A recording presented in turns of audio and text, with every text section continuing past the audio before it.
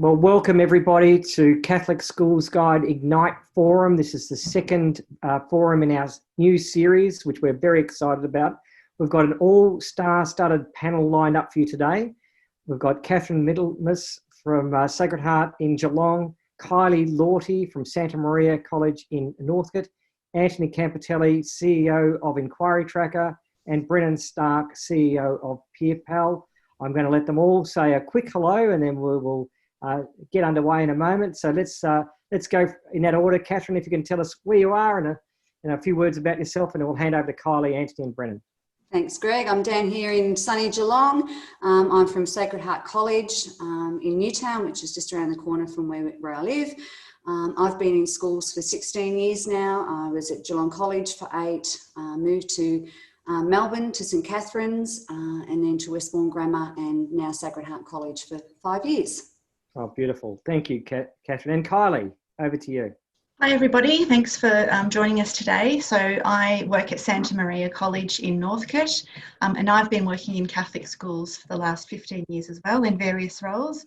But my current role at Santa Maria is admissions and marketing leader. We've got a little bit of sunshine out today in Melbourne, so feeling very lucky. Very chuffed, very chuffed. And the award for the best background goes to Anthony is my brother, and he's the co-founder of Inquiry Tracker, and he's based in San Francisco in Silicon Valley. So, Ant, tell us a little bit about your journey. Yeah, hey, thanks, Greg. Yes, I've been here in Silicon Valley now for 30 years. I've spent my entire career here in high tech. So I've worked in marketing, product management, executives at several companies like Apple, Adobe, Planet Labs is a satellite company. I've worked at startups. So I've had a lot of high-tech experience over this 30 years. I've got to see the whole internet boom all happen right in my backyard. So it was pretty exciting. One of the things I like to point out is I'm really passionate about building amazing products that can help make a difference in people's lives. And that's one of the reasons why Greg and I founded Inquiry Tracker, to do just that and solve a real pressing challenge. In fact, I'm going to be going to a bit of a demo of that today. So I hope you'll find it enjoyable as it comes to the topic at hand. Brennan, who's CEO of PeerPal, also based in beautiful Philadelphia in the States.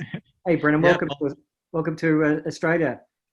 Thanks, Greg. Yeah, no, appreciate it. And thanks to all of you for joining. I can't say I've been doing this for 30 years, but I did go to a Catholic high school not too many years ago. And for the past year or so since we founded PeerPal, we've worked with over 150 schools all around the world in the US and Canada, and now in Australia and New Zealand, helping build technology that helps schools to launch their parent ambassador programs. So excited to share a little bit more with you all today about parent ambassador programs, and excited to be here. Fantastic. So we're going to get formally underway. We'd like to keep the time. It is a 2-hour session today. So we would really ask all of you to stay on for the 2 hours if you can. There's a whole range of special offers towards the end, a few little golden nuggets that we're going to share with you. I'm going to just share my screen if I may, and I will get underway. And I'll hit share, and here we go. Just hopefully, Anthony, if you can just give me the heads up that you can see that screen okay? Yeah, you just need to go into slide mode. Yeah, I have. All good, Greg. All good. Oh, terrific. Well, welcome everyone to the virtual forum, the Ignite series, the secrets to creating amazing word of mouth today. Probably I'll start with one observation, if I may. I'll just get my right screen going on here. Sometimes Zoom can get a little bit in your way, so you've got a few things to get out of the screen. I'm the founder of Catholic Schools Guide, which was founded in 2010. I've spent 37 years in education and not-for-profit sector. Why did we start this series? Because I saw COVID impacting so many Catholic schools across Australia, and I wanted to do something to help. And what could I do to help was the epiphany moment, use the technology before us to bring the country together who are working and share ideas and be collegiate. Just some housekeeping matters. If you're not familiar with the chat message down the bottom, just send us a little message via chat. If you've got a particular question, shoot it through the Q&A. We'll have a Q&A panel in the last 10 minutes or so. Each speaker will speak for about 20 to 25 minutes. And there's 4 very, very great topics. So I would hopefully you can give the respect and stay on for the whole session. I'd be so thrilled. As you saw, we've got Catherine Middlemas, Brennan Starr, Kylie Lawty, and Anthony Campitelli as our speakers, and that's the order they'll be running in today. Obviously, the special thanks to our major sponsors of Catholic Schools Guide, who are Inquiry Tracker, and you'll hear a bit more about that. Bex Robotics is an educational robotics solution for everyone. They span all levels of formal, accessible and scalable data. Australian Catholic Superannuation, many of you will be familiar with that, a retirement fund. Either teachers, principals, business managers, check out Australian Catholic Superannuation Fund. We also have a whole host of secondary relationships with Mountain Shade. If you need marquees, etc., they're the people. Lemonade Stand are really interesting, providing some really extraordinary and challenging educational solutions. I urge you to check that Lemonade Stand out. It's very, very interesting. Next Year Australia are accountants and advisors, and they work with over 120 Catholic and independent schools across Australia. EduHealth is about making teachers happy with their wellbeing programs and making your school environmentally sustainable. Many of you are familiar with Australian Catholics magazine. We've got a great new product on the market for RE teachers, great resources available. MacKillop Family Services, one of the great not-for-profit organisations in Australia in the Catholic sector, doing extraordinary work with people most at risk and working with schools. Got a really nice new program called Relate. Light FM work with us. They're a very big radio station here in Melbourne. Bob Stewart Uniforms. Many schools across Australia and Victoria especially use Bob Stewart to supply their uniforms. And Alicon Fine Printers, who actually print Catholic Schools Guide, and many of you would use for your printing of your annual school magazines or product. And if you need a printer, I highly recommend all the team, Phil and Peter at the team at Alicon. So thank you. About Catholic Schools Guide, we do a print magazine that reaches over 100,000 across 100,000 units across 3 editions, reaches 2,500 destinations. It's free to the end user. There's a 12-month lifespan, and it's delivered straight into the hands of our target audience. Very proud, and that's a cover artwork of this year's edition, and that artwork was done by a 17-year-old Indigenous woman, a girl at one of the schools in New South Wales, and it's just a beautiful artwork piece and a real celebration of Indigenous culture, because each year we have a different theme, and this year was about celebrating Australia's first peoples. It's not just a magazine, of course, it's a very big digital online presence. Our schools have a full-page featured listing. There's unlimited open day and tour promotion. There's obviously annual analytics. We appeared in 5.2 million Google searches in 2019. We typically get around 15,000 page views per month. So it's well worth perhaps checking out Catholic Schools Guide, the print and the digital options that might be available to you. And I'd hope that we can have that conversation as we move forward. I wanted to start with one observation, so I'm sure Kath will share with you in a deeper profile. I call these the big 6. And this, I think about word of mouth. If there's one thing you'd like to scribble down right now, is word of mouth is not a reason that people select your school. It's an outcome of the great work you are doing. So people don't choose a school because of your great website, or they saw a billboard as they were driving along the road and say, I must go to St Trinian's because that amazing billboard just knocked me out. I must go to St Trinian's because of that great website. These are all influences to make that decision. So I talk about the big 6, the customer service, the facilities and the environment, the communications you're putting out, the academic performance. You can't shy away whether you're a primary school or a secondary school. People want to know that your academic performance is good. Catholic schools across Australia, by and large, have a school uniform. How often have you heard the point, oh, that's not a good school, look at how the kids wear the uniform. So school uniform does matter, as of course does the professionalism of the staff. You kind of get those 6 things right, and if they're more right than wrong and you get the smiley green face, then you're going to have a great experience of word of mouth. I'll pause and let's go to our speaker. Our first speaker is being Kath Middlemas. I'll stop sharing my screen, Kath, and let you see your screen.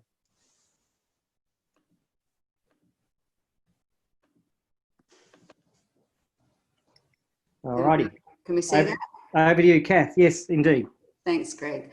Before I start, I'd like to acknowledge the land on which we gather today, and for me here in Geelong, I pay my respects to the Wadawurrung people of the Kulin Nation.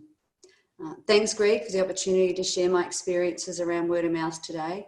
Whilst it would be so much nicer if we were all in the same room, unfortunately we can't be, so it's great that we've got the opportunity to come together via Zoom. And I certainly concur with those 6 points you just raised, Greg. Unfortunately, I've got 25 minutes, so I'm not going to be able to get through everything, but I look forward to sharing my experiences with word of mouth with you today. Okay, in today's presentation, I'm going to look at an overview of word of mouth marketing in schools, the top word of mouth triggers, the importance of reviews and testimonials, the impacts of our COVID-19, creating an epic experience first for your customers, and then the power of your school ambassadors.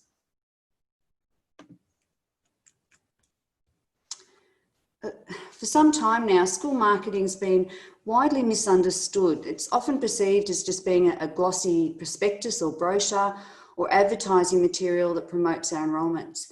But in 2020, this can be quite short-sighted because more than ever, effective school marketing requires a multifaceted approach to attract enrolments, retain our current students, and to build the school's professional image. Today, I hope to disrupt some common misconceptions by offering marketing ideas that develop strategies for growth through word of mouth. Traditionally, and certainly when I first started in schools, word of mouth marketing was spread from one person to another based on recommendations. The organic promotion occurred naturally when people were happy with their experience and they had a natural desire to share their enthusiasm. But the modern version of word of mouth, it considers both naturally occurring instances where families share their experiences, but they share the school's targeted efforts. So when we launch marketing campaigns designed to promote our school, they accelerate the existing recommendations in our community. In today's hyper-connected world, a single recommendation or a positive review has a far greater impact for your school than ever before. This is because reviews, they're seen as unbiased, they're honest opinions from someone who's got first-hand experience. Quick question, how often do you make a purchase decision based on an online review? That's really true, Kath. It's Greg here. And I think that people do, increasingly this whole review system is flooding the market more and more and more. And why should schools be any different? Yeah. So just further to that, Greg, the research shows that 49% of consumers need at least a 4-star rating before they choose a business. Reviews are the modern form of word of mouth. Consumers are reading the reviews and then they're going online and they're asking for advice via social networks. Word of mouth is more important and bigger than ever before. But before we take a deep dive into the topic, I'd like to share some statistics around consumer habits. According to Nielsen, 92% of consumers trust recommendations from friends and family more than any other form of marketing. And 64% of marketing executives believe that word of mouth is the most effective form of marketing. So whether that's compared to traditional advertising or media mentions, the word of mouth is more useful in creating new customers.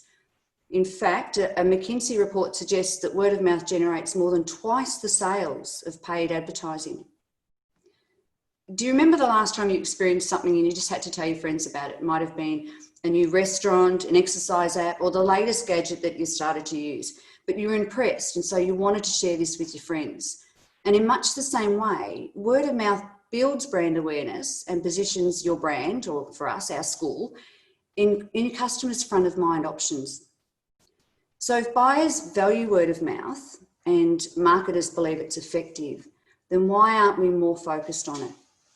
Because word of mouth basically involves getting your customers or your families to do your advertising for you. When was the last time you said to a friend, oh, hey, let me tell you about the most exceedingly average experience I recently had with such and such company? Well, I'm guessing you didn't, because we tend not to share ordinary or uninspiring same experiences. However, by simply doing things differently, we can create enough of an experience to compel word of mouth. But over the years, we've somehow come to believe that good word of mouth just happens magically, or that it needs for us to prod it along with costly stunts and marketing gimmicks. For us as marketers, word of mouth in schools is the action that we take to motivate our families to spontaneously talk about us. It also refers to the actions of those who are sharing their experiences and recommending others on our behalf. It's where our school community is essentially doing our marketing for us. They're promoting directly to their networks, usually in person or via social media, which makes word of mouth not only cost effective, but highly valuable. And it's usually triggered by an event experienced by the customer. Perhaps it's a successful open day with a really engaging welcome from your principal. It might be a seamless Year 7 transition program. The triggers set your school apart from the competition and they keep you top of mind. And if something's top of mind, it's much more likely to be tip of tongue. Oops. Sorry, next slide. Triggers also make for great talking points and they create organic word of mouth. So if we think about the talk amongst parents at early learning centres or primary schools when families are contemplating the next stage of their child's education, we think about the process. So parents begin the search for a school and then they reach out to their friends who have children. They ask about their search process and the school choice. And then based on their friends' experiences and perspective, the family will determine whether or not to take the next step. It's a simple process, but it happens over and over again every year. And your parents are your most important marketing tools because their word of mouth, it's grounded in their own passion and experiences of your school. It's a story that they tell that will help motivate their friend to consider enrolling their child. And Kat, that's a really important point because they're out there telling the story, good, bad or ugly. They're doing it right now. Yeah, you know, we might saying, oh, but what do we do? I often think with word of mouth, people shrug their shoulders and say, oh, I've worked with the bigger schools and the smaller schools across Australia, Kath, and every school tells me the number one reason for selection is word of mouth. But sometimes it comes with a shrug of the shoulders. And, oh, I don't know what to do about that. And yeah, that's why they choose it. They didn't choose the billboard down the road. So maybe the billboard's not working. Well, that's not the answer. That the shrug of the shoulders, you can shape and influence word of mouth, and people are talking about your school right now. And, this is about influencing that, isn't it? That's right. And Greg, my experience has found that the word of mouth is the most prevalent means by which prospective parents find out about a school, but especially if they're new to the area. But how do you take your school to be top of mind and tip of tongue? So what are the best word of mouth triggers? A word of mouth trigger, it's actually your X factor. It's the thing that makes your school stand out in this really, really competitive space of education. It means giving your prospective families something memorable, an experience or a feeling that they can't get at another school. It's a point of difference. It's where they're left wanting to talk about your school to others. And the best way to set up triggers? Get close to your customers to gather insights. Ask your families, why did they choose your school to educate their child? Ask your alumni, why are you proud to be a past student? Ask your Year 7 families, what was the deciding factor in their decision-making in the end? And most importantly, ask your students. You'll invariably find a common thread as to why they chose your school. That might be your school's history and tradition, as Greg mentioned earlier on, academic excellence, and interestingly enough, uniform. It's often in the top 3 survey results as to why someone chose a school. For you, it could be a sports program, Catholic education, lots of reasons. But whatever the top customer insights for your school, know your brand strengths and use these to amplify your marketing mix. You want to look for opportunities to share the trigger element of the customer experience across your media platforms. And the second trigger, and for me, I think this is the most important. Stay true to your school and don't try to be everything to everyone.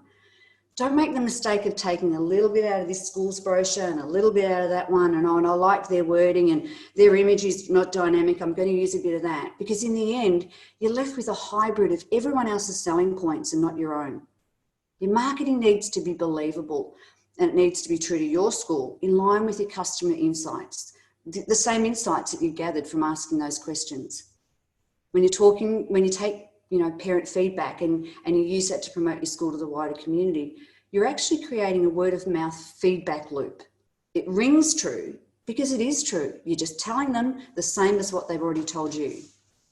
The best schools are already running well ahead of this shift, purposely creating opportunities that prompt families to tell authentic and trusting stories about their child's school, stories that create new customers through differentiators and unique experiences.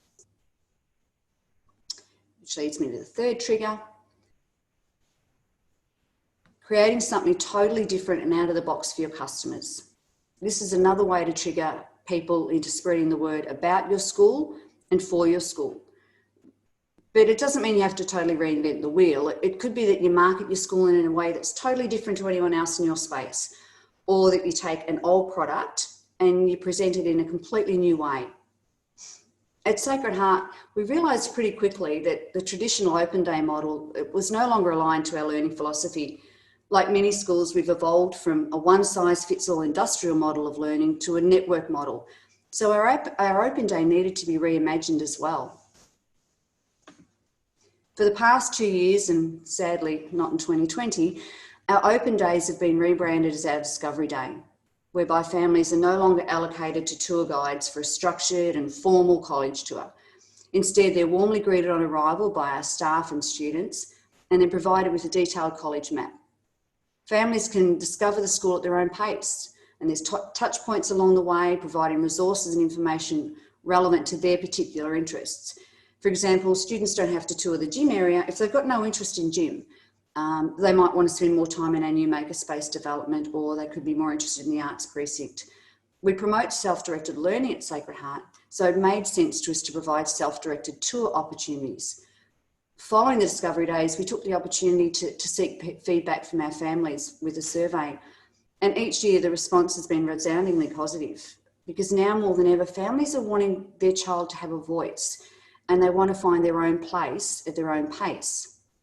So by redesigning our Discovery Day, we've created something unique to our school that's authentic and true to Sacred Heart, and it sets us apart from our competitors. And the fourth and last trigger, tapping into people's emotions can be really powerful for getting people to talk about your school and to generate enrolments. Now, you can do this by taking something your school believes in, tying your brand closely to it on your social networks. For example, today's students, they feel very empowered by the ability and desire to stand up for what they believe in, and to feel the potential of becoming a catalyst for lasting change. So for some, this could be promoting your school justice and outreach programs, highlighting how your students will have an opportunity to participate in global awareness activities beyond the classroom. And this is really important to families, and they want to imagine their child participating in that space. And of course, our students are our biggest assets, and their connectivity to a whole of justice system is an emotional provocation. If your families highlight this in their feedback, it's well worth celebrating this focus on your marketing and media channels. But how can you truly maximise the impact of word of mouth triggers as part of your school's marketing strategy? By effectively leveraging customer reviews in your advertising campaigns, you can amplify the impact that they'll have to generate impressive conversion rates. 90% of people read online reviews before deciding whether or not to consider a purchase. And then 72% will only push through with the purchase after reading positive reviews. So if we consider that data, why does further research highlight that only 33% of businesses are actively seeking out and collecting reviews? The old saying that people influence people has never been truer, and a trusted testimonial is the holy grail of advertising. Developing a positive social media presence by weaving through good reviews and testimonials will help your school's identity, and it'll boost your reputation. Again, using surveys to gather the data is a really cost-effective way to determine the word on the street about your school, and it provides you with a powerful marketing intel. Likewise, your strongest parent supporters are often happy to provide feedback that you can share online. Positive feedback from your current and past parents is one of the most inexpensive means of promoting your school to the wider community. You know, adding their testimonials to your website, it's a valuable resource that you should certainly capitalise on because they have the capacity to influence prospective families. And the prospective families are keen to hear what other schools are saying about your school. And we can certainly never underestimate the impact this will have on their decision making. And if we consider what other people think, there's no doubting that all of us have got alumni who are passionate advocates of our school. And integrating them as ambassadors into our marketing campaigns can be the foundation of word of mouth success. As we know too well, competition is fierce in schools, and we have to find different ways to stand out amongst each other, and certainly against the public schools who they remain hot on our heels.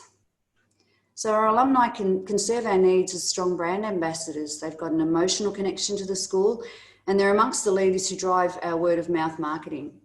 In Geelong, we've got a weekly lift-out magazine in the local paper, and with 9,500 alumni, it's rare to find an edition that doesn't celebrate the success of one of our past students. They're proud of their school, and they often attribute their career successes to an education at Sacred Heart. So how do we identify our alumni ambassadors and jumpstart a word-of-mouth movement? If we think about a real ambassador, they're committed to sharing their experiences at a genuine belief in what the brand stands for. So I encourage you to look for alumni who not only enjoyed their time at your school, but that they remain connected via your mentor or your networking programs, or they're members on your alumni committee. They truly want to have others have the same experiences they've had, and they're happy to spread the word. As I mentioned earlier, for a long time in the field of marketing, word of mouth was limited by the number of places you went and the people that you physically interacted with. But times have certainly changed, especially over the past 10 years. And now in the world of online platforms and social media, what we share now has the potential to reach thousands. And we all know that can be in a mere matter of seconds. Social media platforms are our contemporary efforts to create experiences worthy of being shared from person to person. And word of mouth doesn't just stop after one online interaction. One person will share it with another and so on. And as we know, a single review can have a far greater impact than our costly and often hit or miss media advertising campaigns. But that's all good if they're positive reviews. What about mistruths or inaccuracies? If we consider the reasonably small town here in Geelong, word of mouth has enormous impact, both good but bad as well. At Sacred Heart, we've celebrated strong enrolments for many, many years, but we continue to be hounded by two annoying urban myths.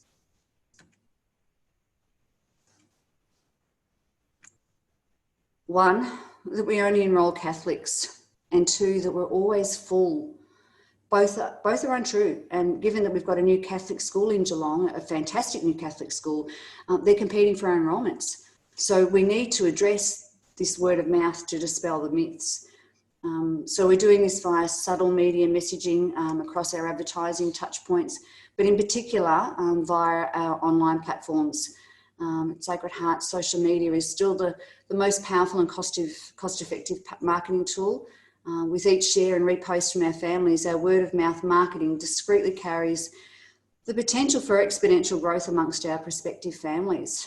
And where word of mouth via media, social media really stands out is its high level of trust. As I mentioned in my opening remarks, 92% of people trust word of mouth referrals from those they know above all other advertising.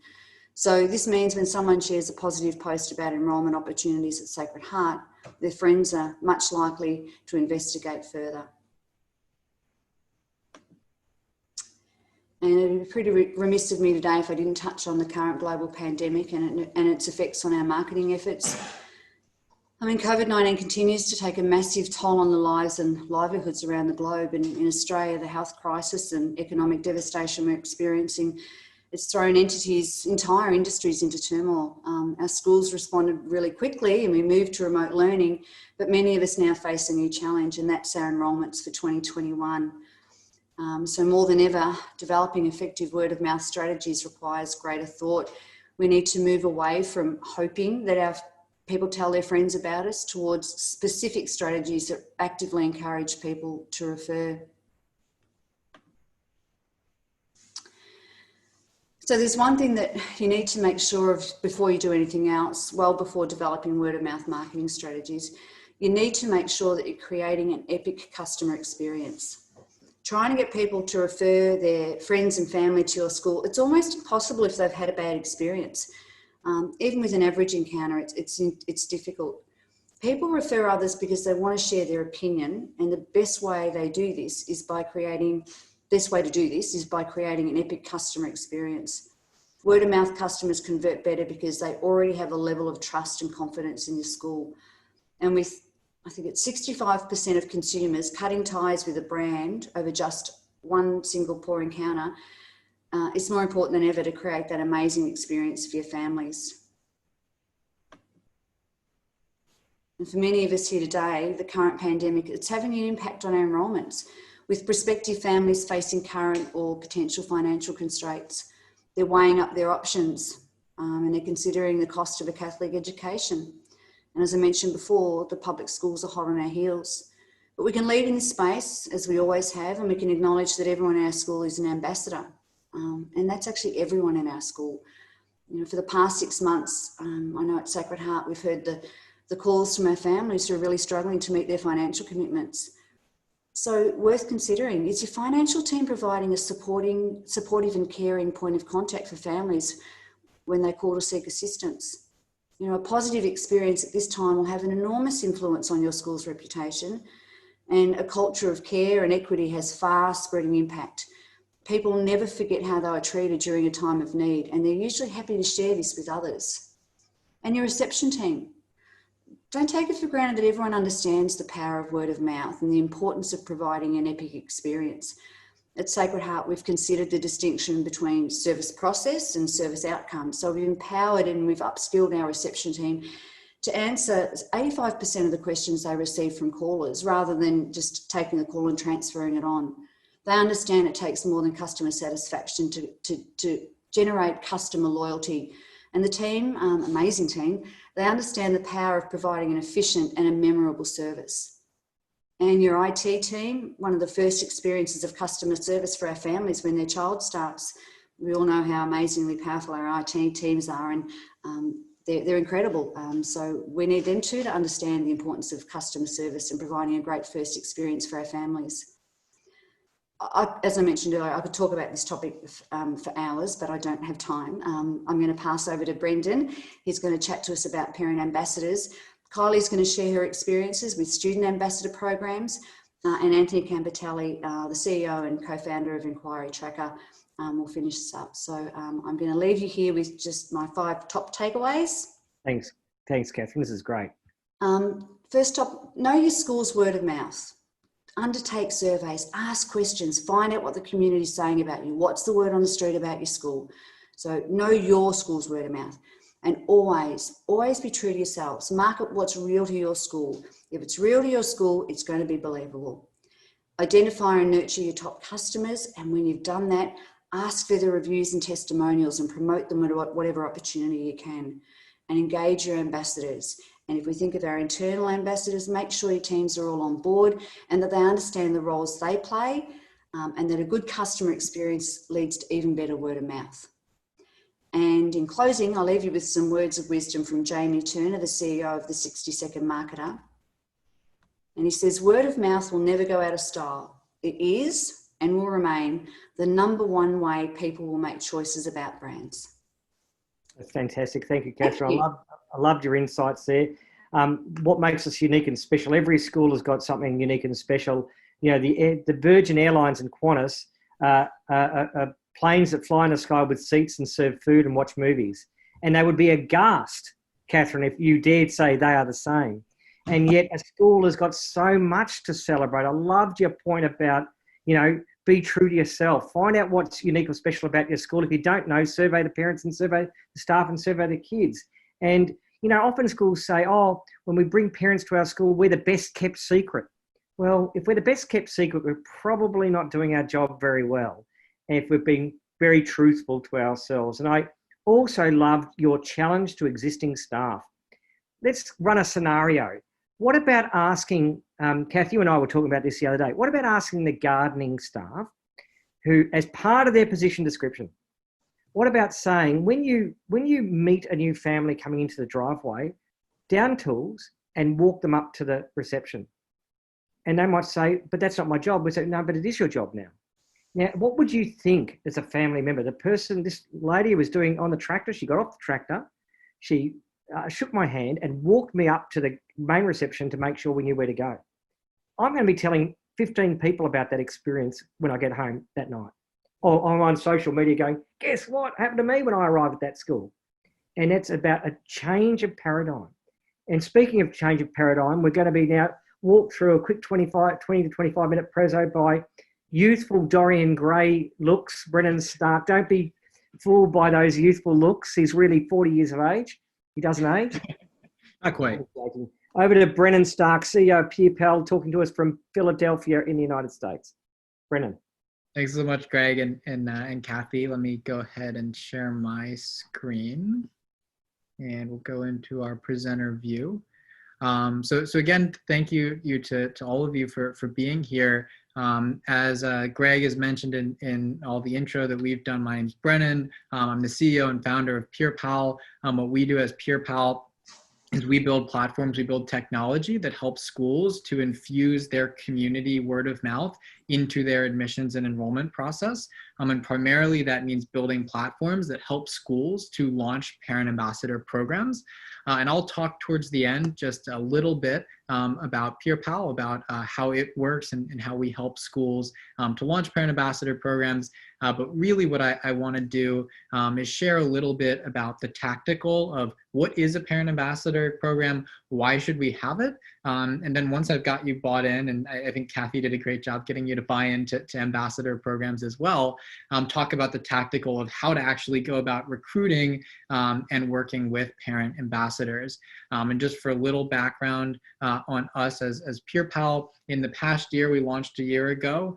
We've worked with over 150 schools throughout the United States, throughout Canada, and also now in Australia and in New Zealand. So we're certainly new, we're certainly young, we're certainly not experts, we're still learning a lot, but I think we have already learned a lot in our experiences helping schools launch parent ambassador programs. So that's really what we want to focus on today. All right, so the first thing I wanted to talk about was, what is a parent ambassador program? Some of you might have parent ambassador programs. I think probably a lot of you, if I'm correct, have these parents and friends associations. And so in terms of the difference here, the Parents and Friends Association, really it's often for parents that are involved in committee meetings or events or things like fundraising activities. And these are all essential, vital parts of a well-functioning school. They're all important roles, and you definitely need parents to participate in them. But a parent ambassador program, it's entirely different. Really a parent ambassador program at a very basic level is just focused on how you can take your natural parent advocates, those people who are already naturally talking about your school, they already love your school, they're already sharing it with friends. How can you give them a set of tools to make them even more effective in spreading that word of mouth? How can we be strategic and think about how we can enable our parents to be even better advocates for our schools? And so that's really what a parent ambassador program is. So we really encourage you to think of these as two separate programs, the Parents and Friends Association and the Parent Ambassador Program. And one of the benefits, some of the differences in terms of benefits are parent ambassador programs, as we're going to talk about, they're great for a different set of people. They're great for people that are a little bit more time poor, that might not be able to commit to being on a committee, or they might not be able to commit to coming to an event or doing something in person at your school.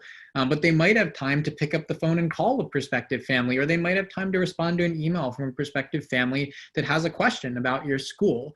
So it's really separate skill sets, and it's an opportunity to engage some different sets of families. All right, so that's a little bit about the what of what a parent ambassador program is at a very high level, and we'll get into the tactical as well. What about why? Like, why have a parent ambassador program? And I think Kathy mentioned a bunch of great research, a bunch of great statistics around why word of mouth, why ambassador programs generally are really, really effective. And I'll get into some of the specific benefits that we've seen with schools that launch parent ambassador programs. But I think at a very high level, the answer of why do you create a parent ambassador program, it's because it's the way that you leverage your word of mouth. And I know that the topic for this forum is secrets to creating amazing word of mouth. I don't know if this is a secret, but if it is, I'm here to sort of, let the cat out of the bag, so to speak. But parent ambassadors, they're the key to unlocking that amazing word of mouth. They are the people who spread your word of mouth. They're the people that talk about your school. And really what we talk about with our schools is there's this concept of natural word of mouth. And I think Kathy mentioned it as well, is that naturally, without you as admissions, enrollment, and marketing leaders, without you doing anything, there's going to be, just by virtue of you being a school that has students, that have uniforms, that have parents that like to talk about their kids, just by virtue of existing as a school, you're going to have parents that are creating this natural word of mouth. You're going to have people talking about your school. What creating a parent ambassador program allows you to do is just think about that asset, that word of mouth, as what it really is, a great marketing asset, probably your best marketing asset. And just like you would think strategically through, how do I leverage my website? How do I design my website as a marketing asset? What's my overall marketing strategy? Am I investing in billboards? All the time you think through your social media strategy, your digital marketing campaigns, just like you're putting lots of time and resources and thought into being strategic about how to leverage all those other marketing channels. A parent ambassador program, it's just your opportunity to be thoughtful and strategic about how you're using that biggest marketing asset that you have, which is, of course, that current parent word of mouth.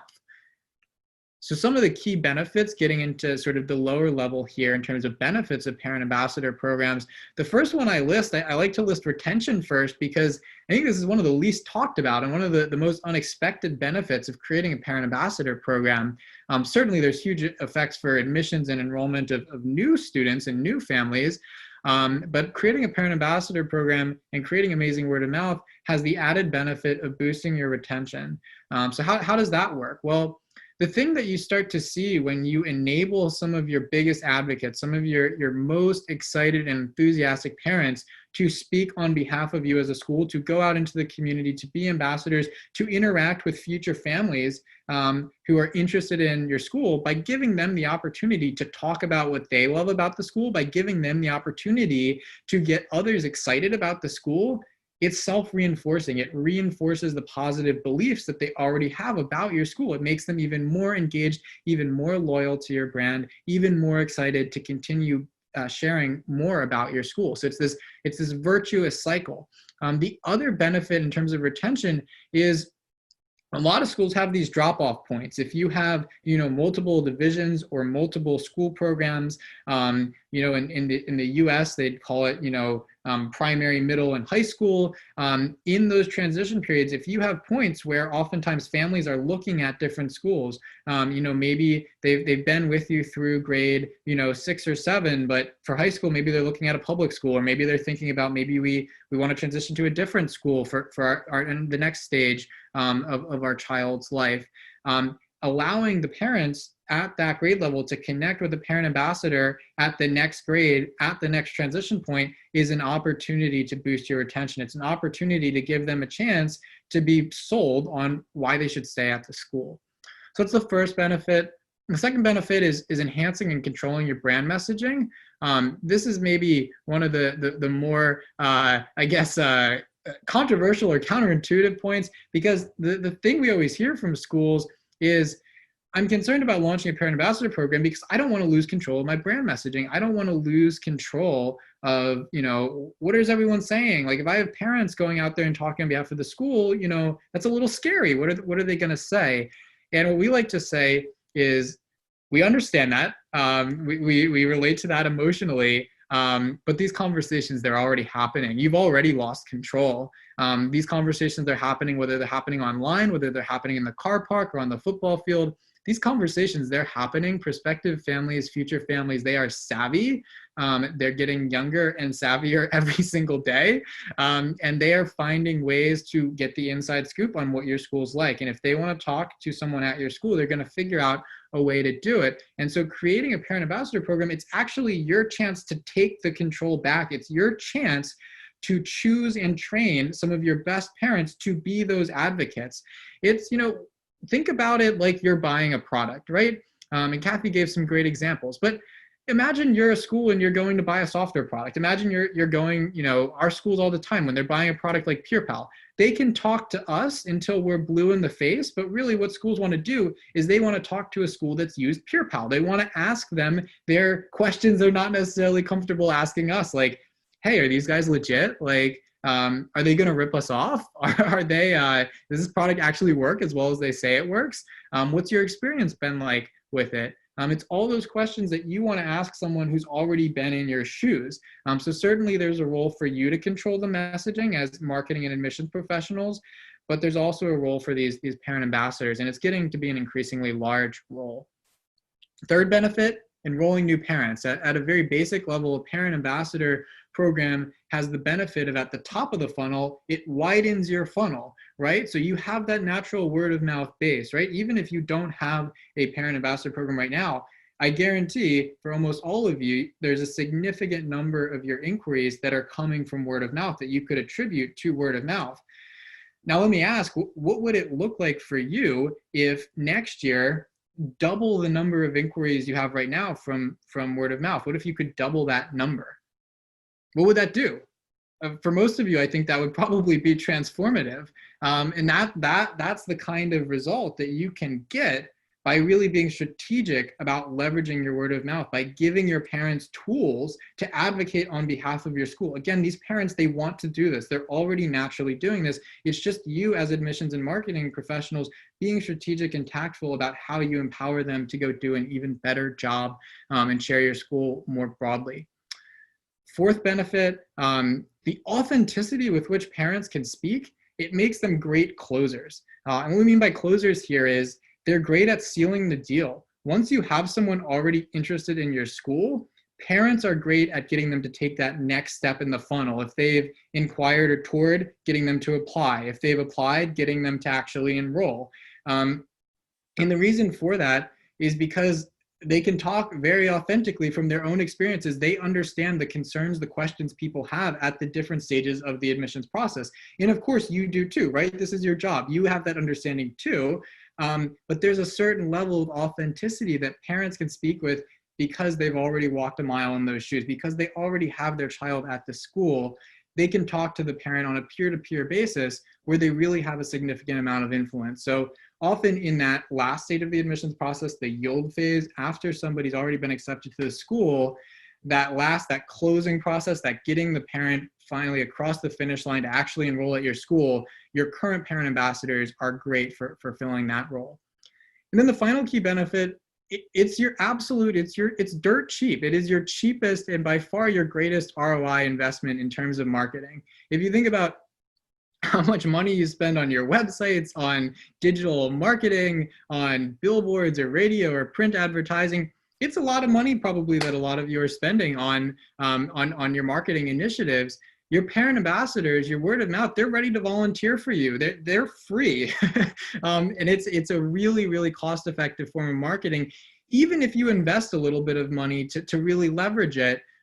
Certainly with products like PurePal, with technology, whether it's, creating brochures or printouts to help make your parent ambassadors even more effective. There's small things you can do around the edges to invest in it and really leverage it even more. But you can do this on no budget. You can create a parent ambassador program by spending absolutely no money, which I know, especially in this climate, is really, really important. All right, so going a little bit further. Looks like I'm in a little trouble with one of these slides. Let me see if I can go ahead and reload this. Oh, okay, I see what's going on. So we'll go back to the presenter view. The one point I want to make here on this next slide is that parent ambassador programs, they're effective for all different types of schools. Oftentimes we get questions from schools, you know, is a parent ambassador program, it sounds great, but is it for me? And there's sort of the three different buckets that we see schools falling into. Either schools that are thriving, they have, you know, steady enrollments that are you know, growing, or they're going to a wait list, they're in a really strong position. We have schools that are maintaining their enrollment, they have some room to grow, but they're in a good, stable spot. And then we have schools that are struggling, they might be declining in enrollment. And the funny thing is we hear from groups, from schools in all different, those three categories asking, is a parent ambassador program for me? Obviously, our opinion is that it's a great thing to launch no matter where you are on that spectrum. Just briefly, for schools that have really healthy enrollments, where maybe, you know, you're going to a wait list every year, if you're fortunate enough to be there, you are full, you're not in a spot where you're constrained by the number of applications you have. The question might be, okay, why create a parent ambassador program? You know, we're full.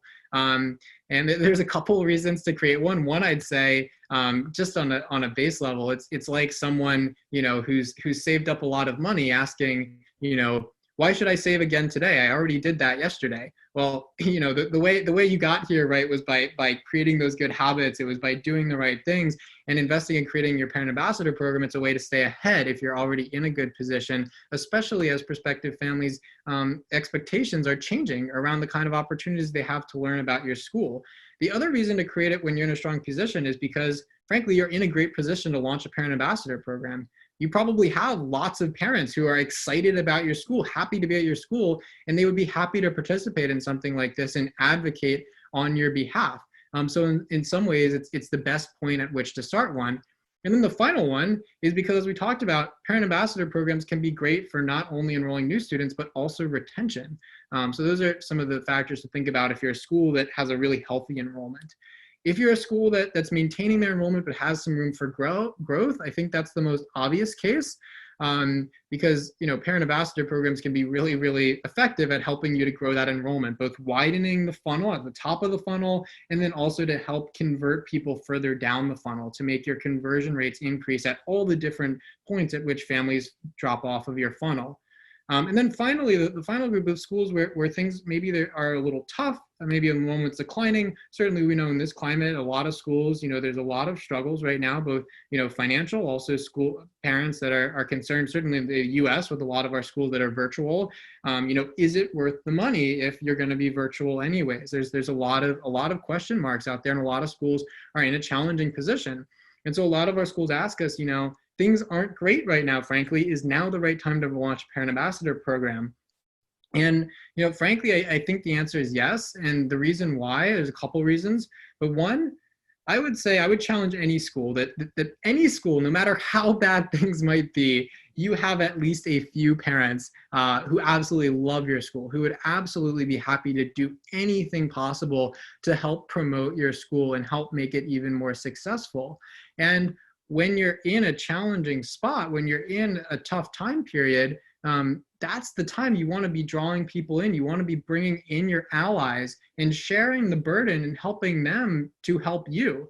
And, you know, I think this is just like a basic challenge we have as humans, right? Is we like to take on a lot of the burden for ourselves. I know as someone running a company, I feel this way, where, you know, you've got all these fires, all these challenges, you want to take it all on yourself and just internalize it. But really, that time period when you're facing challenges, that's the time to open up. That's the time to go to others and look for help, to bring people in, because you can't handle it all on your own. And your parent ambassadors, the big advocates for your schools, those are the people that can really help you to turn things around. Hey, Brendan, can I just chime in here and say, hey, would it be okay if you could just do a quick, maybe a quick 5-minute demo and let them see PeerPal, if that would be okay? Because we're just mindful of the time, coming up to 5 to the hour. Could you just give folks a bit of a look at that? Would that be okay? Yeah, absolutely. Yeah, I was just about to get there. Yeah, just very, very briefly on us, the way that PeerPal works and helps schools to launch parent ambassador programs. Basically, we build platforms where prospective families, they can go, they can see some profiles of parent ambassadors, they can go in, they can engage with them, they can send them a message, they can request a phone call. So just, let's walk through this. Let's say that you're a prospective family and you're interested in a school. You maybe heard about it online or heard about it from a friend. You're not quite ready to give them a phone call or apply or tour, but you go to their website, you're searching around, and you see a little chat widget down here. Message a current parent. That's kind of interesting. You can go through, you can see some profiles of some of the current parents. You can see, oh, Frank, there he lives on Long Island. He's got a child in 10th grade. Interesting. Jerome, let's see what Jerome's profile looks like. Jerome's got a child in Manhattan. Oh, that's interesting. We live in Manhattan ourselves. Maybe we want to reach out to Jerome. So we could, say to Jerome, hey, Jerome, I live in Manhattan too. How do you like demo school? And you can just shoot off a quick message. You're going to share your contact information. And it looks like if we share that, then we're going to get an email when Jerome responds to us. And in fact, we're told we'll get an email when Jerome responds. Okay, that was interesting. I'm interested at the top of the funnel, and I just sent a message to Jerome. So then as Jerome, as that parent ambassador, of course, Jerome, what's his experience going to be like? I'm going to cheat and go over to Jerome's side of the platform. Jerome gets an email saying, oh, hey, look, Jerome, you've got a new message from Brennan. Click here to see the message and respond. And I'm Jerome, I'm a busy guy. So, I'm checking my email, and I just happen to see that I've got a new message from a prospective family. And oh, look, I just clicked that link. It was really easy. It took me into this platform, and I see I've got a new message from this guy, Brennan. Oh, you're interested in demo school.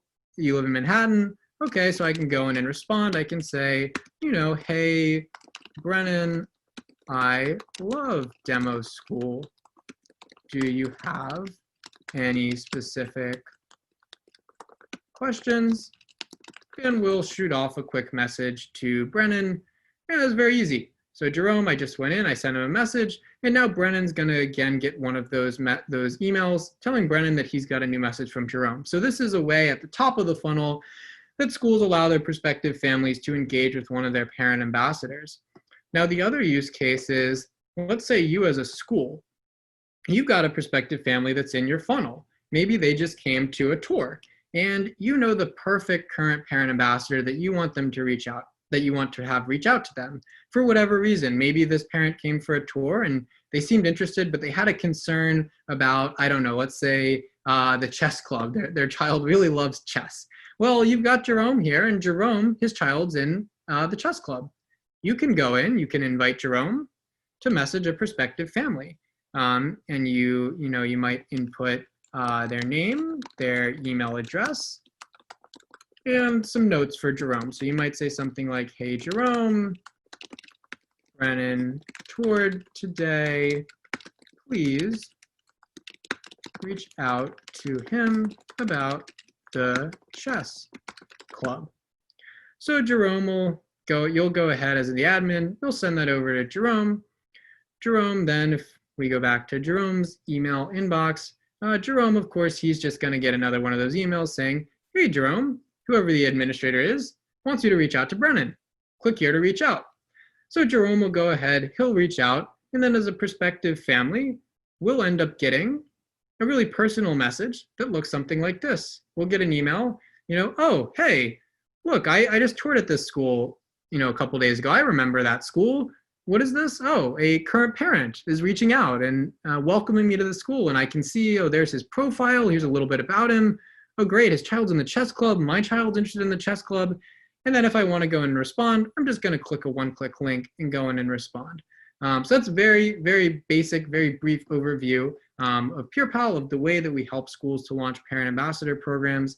And in the interest of time, that's sort of where I'll wrap up. The last thing that I'll say here is we have partnered with Enquiry Tracker here in Australia and New Zealand. We're running a pilot right now, which is full. We're not soliciting new customers, new schools right now for this Australian pilot. We're really trying to spend some time learning about the market, learning about how we can tailor this product specifically to your market. We will be rolling this product out more broadly though in 2021, in January 2021. And I know Anthony and Greg might talk about that a little bit towards the end. So if you are interested in learning more about PurePal, feel free to reach out to, you can reach out to me, my email's here. You can also reach out to Greg and Anthony to get your name on the wait list for when we roll the product out in 2021. And of course, the last thing I'd say is whether you're going to work with PurePal or another company to have a digital way to launch a parent ambassador program or not, I'd highly encourage every school to have a parent ambassador program. Again, PurePal, we price our product pretty affordably. It's not super expensive, but this is something you can do on absolutely no budget. Any school can find a way to leverage their parent ambassadors. And with that, I will stop sharing my screen. Thanks, Brennan, and I got some lovely messages coming in off the chat, and lots of interest there of people wanting to know how this amazing tech works. I've been in this game a long time, and I absolutely passionately believe in what Catherine and Brennan talked about today, is creating those future families into raving fans, and you connect them up and say, you've done a tour and you like chess, and how about chatting to one of our parent ambassadors? What a lovely and welcoming thing to do. That's just fantastic. And together with parent ambassadors, you've got to have fantastic student ambassadors. And probably one of the best in class student ambassador programs I've ever seen is run at Santa Maria College. And I've been in this game for a long time. And Kylie Lord is going to do a quick top level walkthrough for the next 20 minutes or so, 25 minutes or so on her amazing student ambassador program. So over to Kylie Lorty. Thanks, Kylie. Thanks, Greg. I shall share my screen. Bear with me.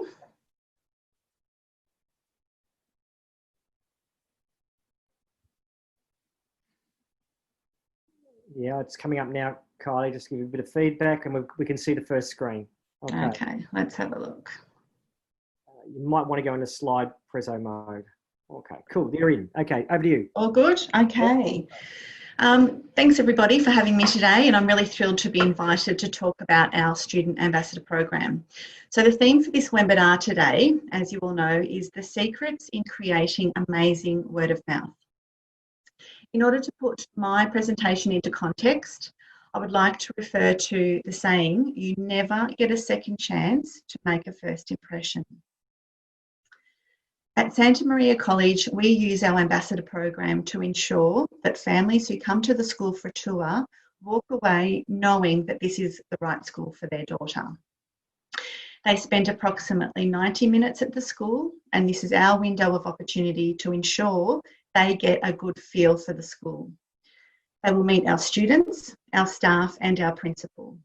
We want this to be an unforgettable or memorable experience so they walk away and tell others. This all starts with our ambassadors.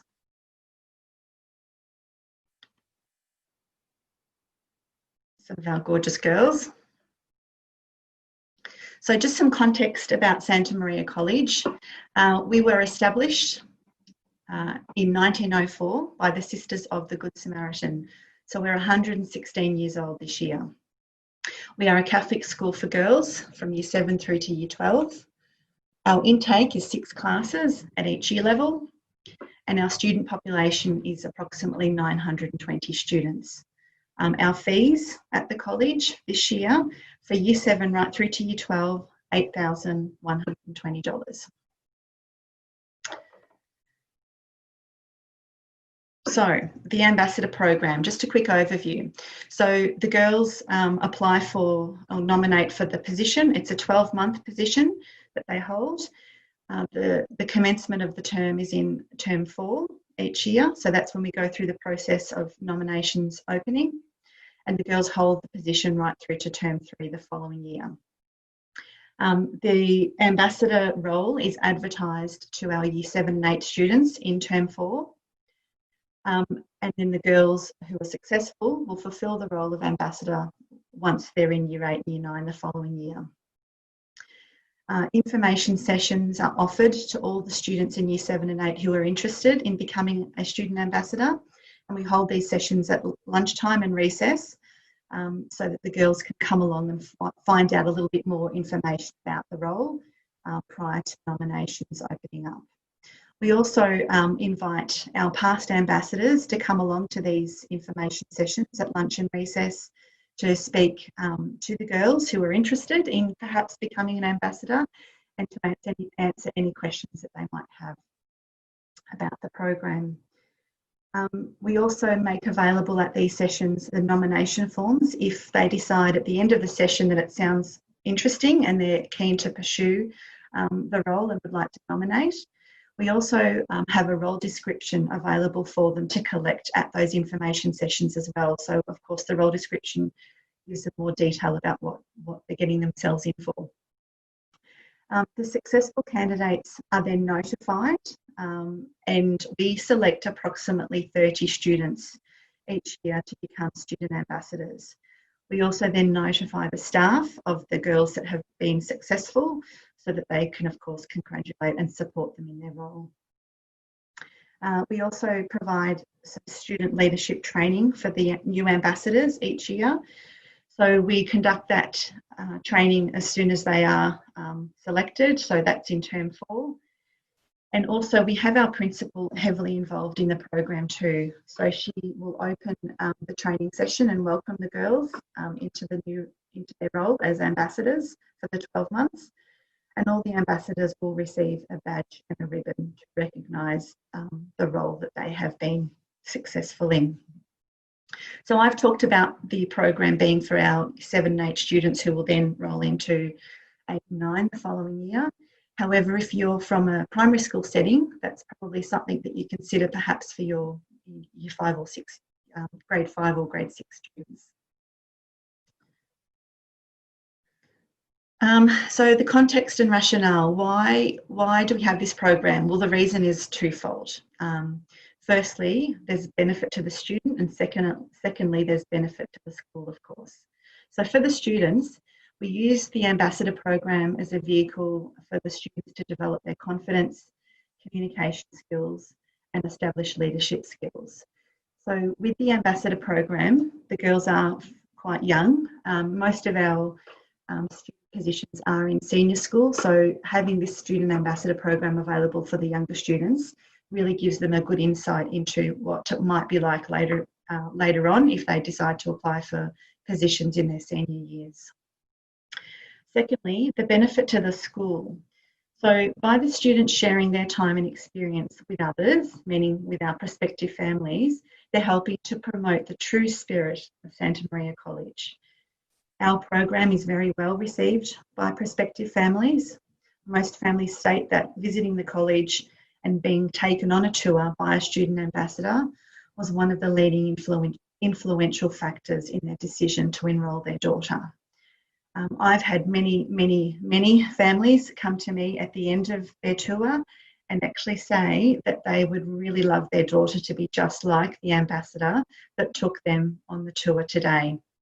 So obviously amazing to hear that feedback. And of course, it's so important to pass that on to the student ambassador that I had that feedback. So yeah, really successful. When did the program start? So I've been at Santa Maria College now for 6 years, and the ambassador program was already in place when I started at the school. However, in the last 6 years, we've undergone a few changes. And we have included the following elements to the program. So I've now written a really detailed role description, which we give to the students. We have an agreement that the girls sign. We have incorporated now a full day of training. Initially it was a half day, but we've expanded that to be a full day of training.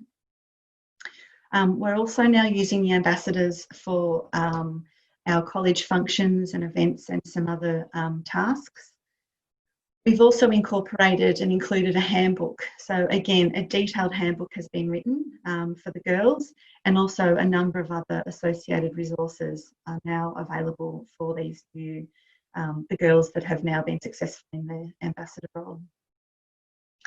We've included now a certificate. So at the completion of the program, all of the girls will receive a certificate, which they include in their CV. And that certificate is handed out at a morning tea of gratitude, again, hosted by our principal. We've also incorporated, I think, it feels like 2 years ago, Greg, I'm not sure if that's correct, but maybe 2 years ago, we incorporated the Inquiry Tracker platform into our ambassador program as well. Yeah, it was about right, Kylie, about 2 years ago.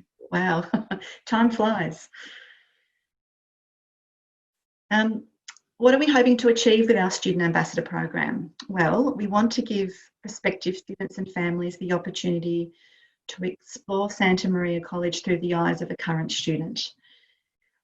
Many schools, and I'm not saying right or wrong, but some schools will conduct tours and use teachers to conduct those tours. But for us, the ambassador program and having the students conduct the tours is really successful. We also want to provide each family with the best experience to ensure that they walk away knowing that this is the school of choice for their daughter. So creating that memorable experience, which I think Catherine mentioned in her presentation as well. We also want families to leave the school and tell others about their experience. Bottom line, that's it. That's what we want. Word of mouth. With the program, we do actually have many girls who nominate.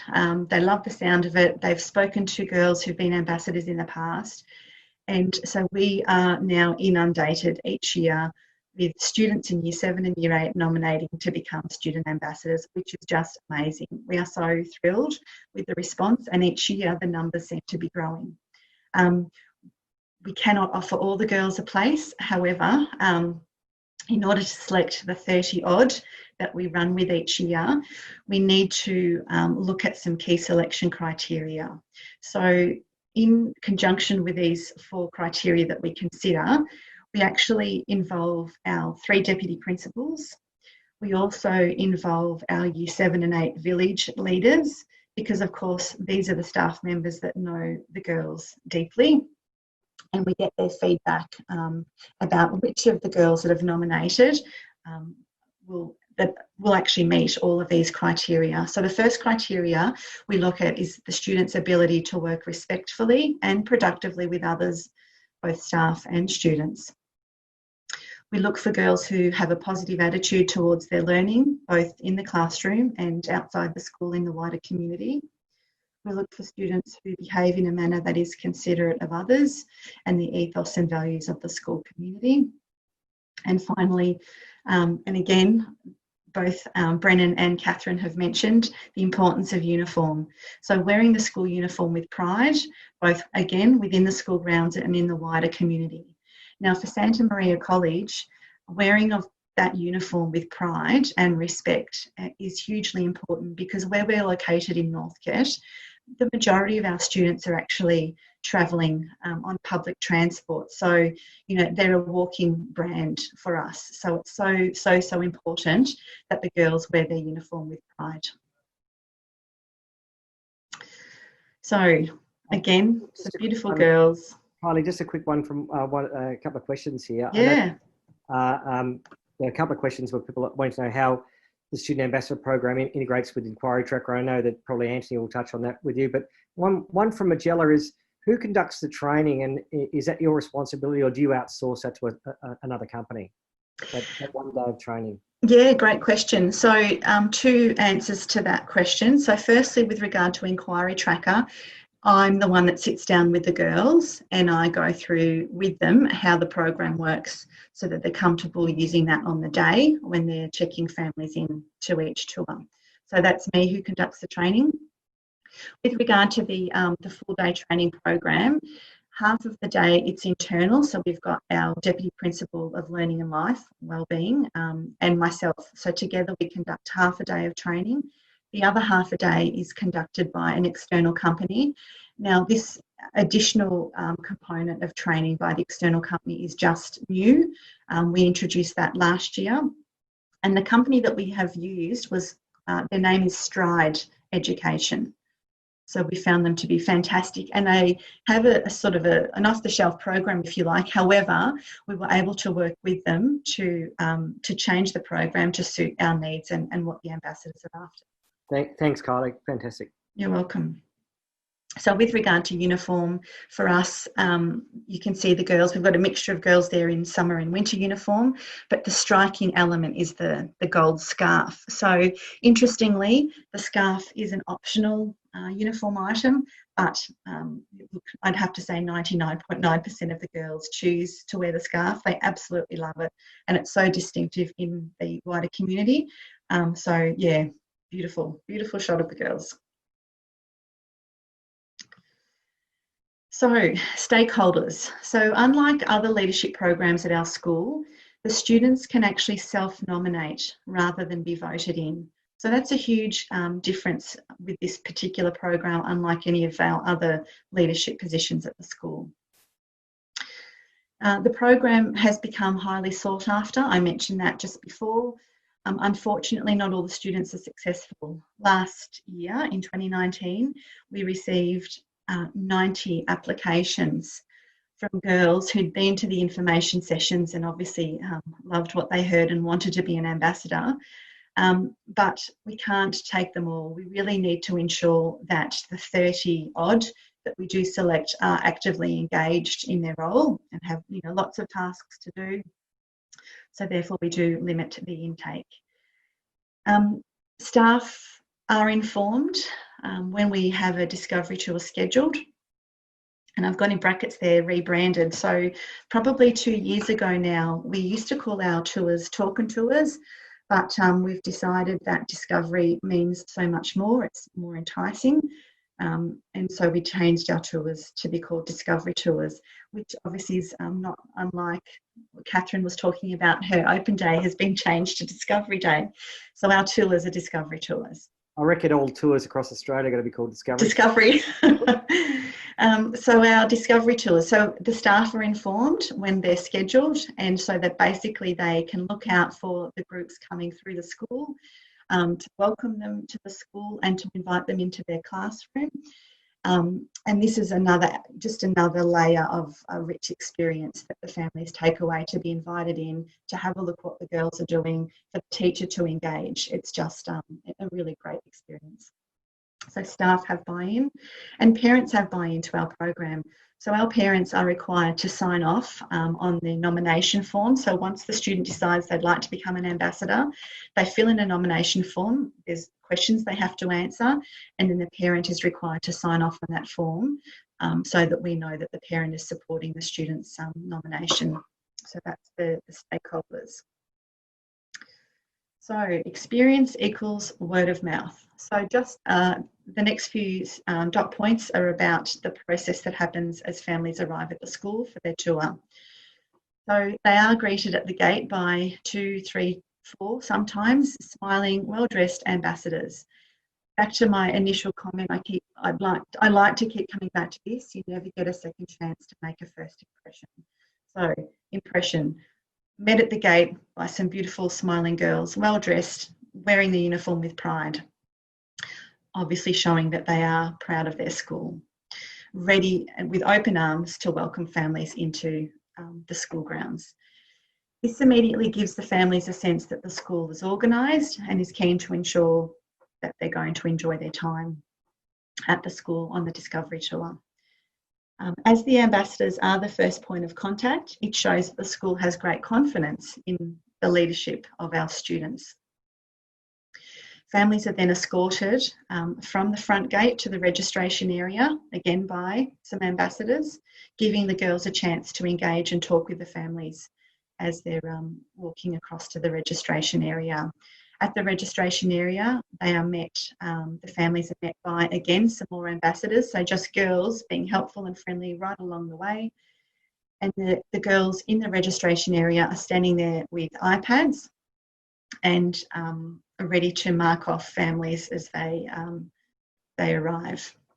The girls will ensure that the details are correct, and they are using new iPads. We purchased new iPads. I purchased new iPads in my budget a couple of years ago now, specifically for this program, and to run inquiry tracker on the iPads.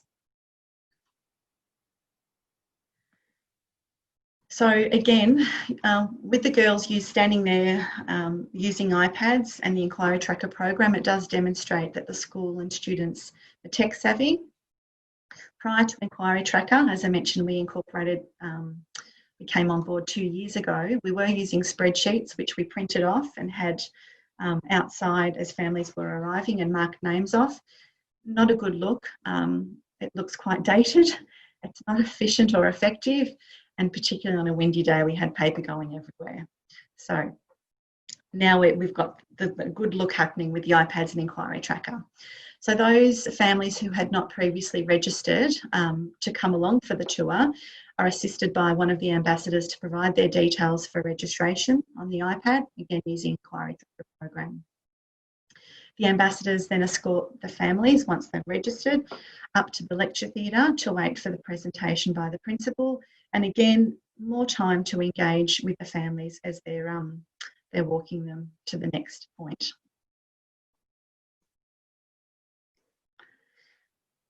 So these are two of my gorgeous ambassadors. I didn't mention that each time we have a tour, the girls actually not fight over, but there's a bit of an argument as to who is going to be using the iPads today. They just love it.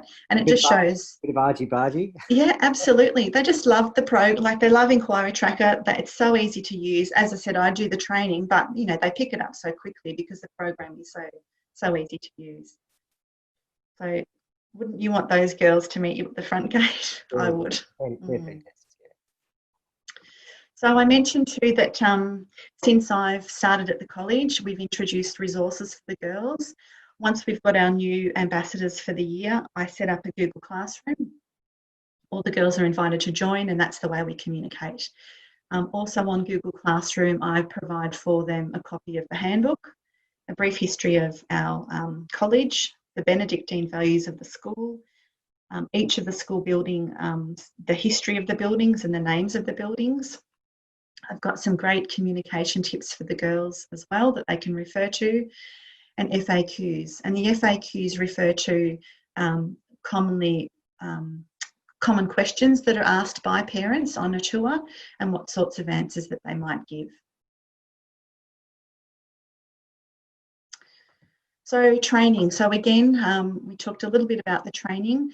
Once the girls are informed that they've been successful in the role, we provide a letter to the parents to also let them know that their daughter has been successful and that we're going to conduct a training day, and that the girls will miss class for the day, so they are pulled out of class, but the students know that they obviously will catch up on any work missed.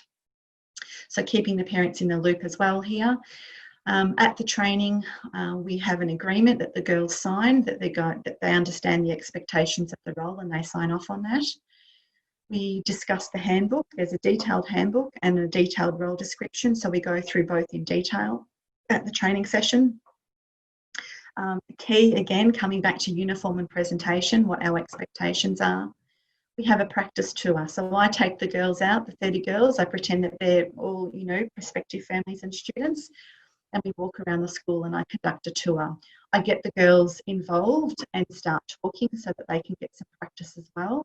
So when we stop at different points along the way, I invite a different student to come up at each time and you know, have a go at talking and see what they might say about, you know, when we're at the art rooms, what might you talk about here? So it's hands-on practice tour. We provide lunch for the girls. Who doesn't love a free lunch?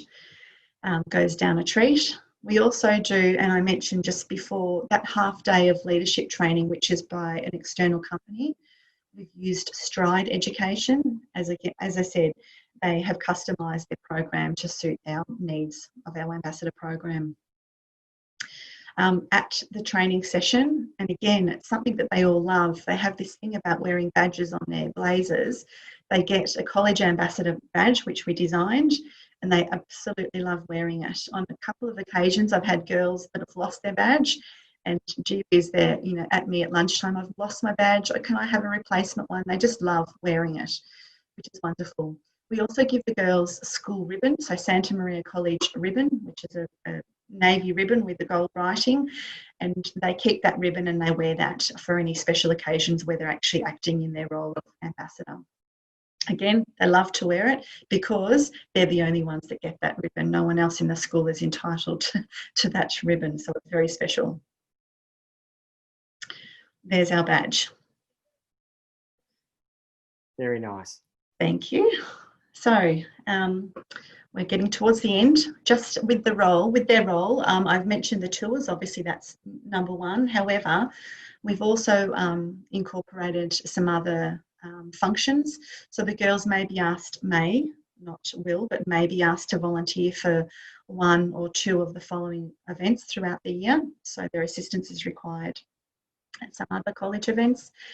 And thirdly, we also invite them to support us with any admin tasks. So not just me, but the deputies or other teaching staff will come to me and say, you know, I've got this job that needs doing. Do you think you could get some ambassadors to assist? So, for example, I might put out a call today and to the girls through Google Classroom and say, look, I'm needing some help tomorrow lunchtime. If anyone can spare half an hour, pop down, you know, to the hall, and we're going to be, you know, packing some show bags. And gee whiz, they love helping. So I always get a great number of girls that put their hand up and say, yeah, I'm free, I'll come and help out. So we use them in that way as well. The morning tea of gratitude, really key, I think. Once the girls have been in the role for a year and they're winding up, they've finished all their responsibilities, we host a morning tea of gratitude to say thank you, again hosted by our principal, and we present them with a certificate of participation that they place into their CV. So the last couple of two slides, I think, are about our expansion.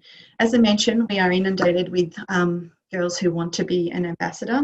So what we decided was we'd incorporate two extra arms, if you like, of the program. The first one being student voice. So we now can take on additional ambassadors, and we'll have a group of girls that are responsible for student voice. What does that mean? They'll represent the student body, providing feedback to the college about such things as uniform policy and potential consequences for students not wearing their uniform correctly. Also, they will give feedback to us about, for example, the college detention policy. These are just some examples of what we've used in the past 12 months and areas that they've assisted with. We have weekly meetings with this group of girls to keep them engaged and involved. It's also an opportunity for these girls to provide feedback and suggest new ideas to the college. And also last year they designed a poster for the National Day of Action Against Bullying and Violence. And then they were involved in organising activities for other students in the school regarding that particular event. And they also planned with us the program for our annual Santa Maria Day celebrations. So yeah, really great engagement there. So student voice, one element. The second element or second arm of the ambassador program is now social media. Again, another group of girls that we've got involved through this platform. So their role is to promote our activities and events to current and prospective families using our social media platforms. The way that it works is that they nominate 1 or 2 weeks per term that they can be actively seeking stories from within the college community. The students are given an ambassador lanyard so that the staff know their role when they're in class, because we do allow them to have their phone out in class when they're on for those 1 or 2 weeks to take photos. Students then submit their photos and captions via a Google form, and our IT staff vet their submissions. And if okay, upload them onto our social media platforms.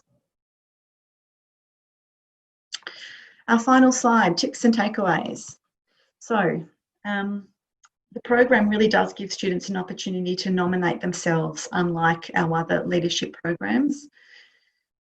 It's a good opportunity for the younger students to take on leadership roles and get a taste of that position. Training is also key for our student ambassador program, hence why we've increased it from half a day to a full day. We know that the girls that we've selected are passionate about their school, but they just need those extra skills to ensure that the families, the prospective families, have an exceptional experience. The morning tea of gratitude nicely bookends the program and shows that the ambassadors, we are really genuine about their contribution. The expansion into social media and student voice enables us to give more students an opportunity to be involved. So rather than, say sorry to those 60 girls that missed out, we've got more positions that we can fulfil. Thanks, Kylie. That was just fantastic. I've no doubt if you take the gold standard here of the student ambassadorial program, it's gone from a lot of schools say, oh yeah, we use students to do tours, and off they go and run the tours. This has taken it from good to great. And if you can combine that with Brennan's Peer Pal program, the Parent Ambassador program, you've got two golden eggs there that Kath Middlemas told you about. Mobilise your parent ambassadors, mobilise your student ambassadors, and start influencing word of mouth. And I might just hand over to Anthony Campitelli, who'll tie everything together for us and give us a real-world example on what to do in this space. And how do we use technology to create great brand ambassadors in the community? I think you're on mute.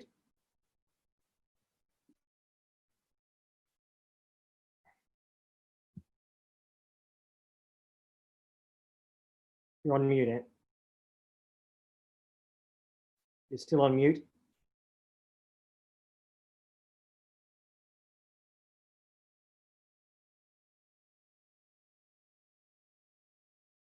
It looks like Anthony's just having a little problem getting Okay.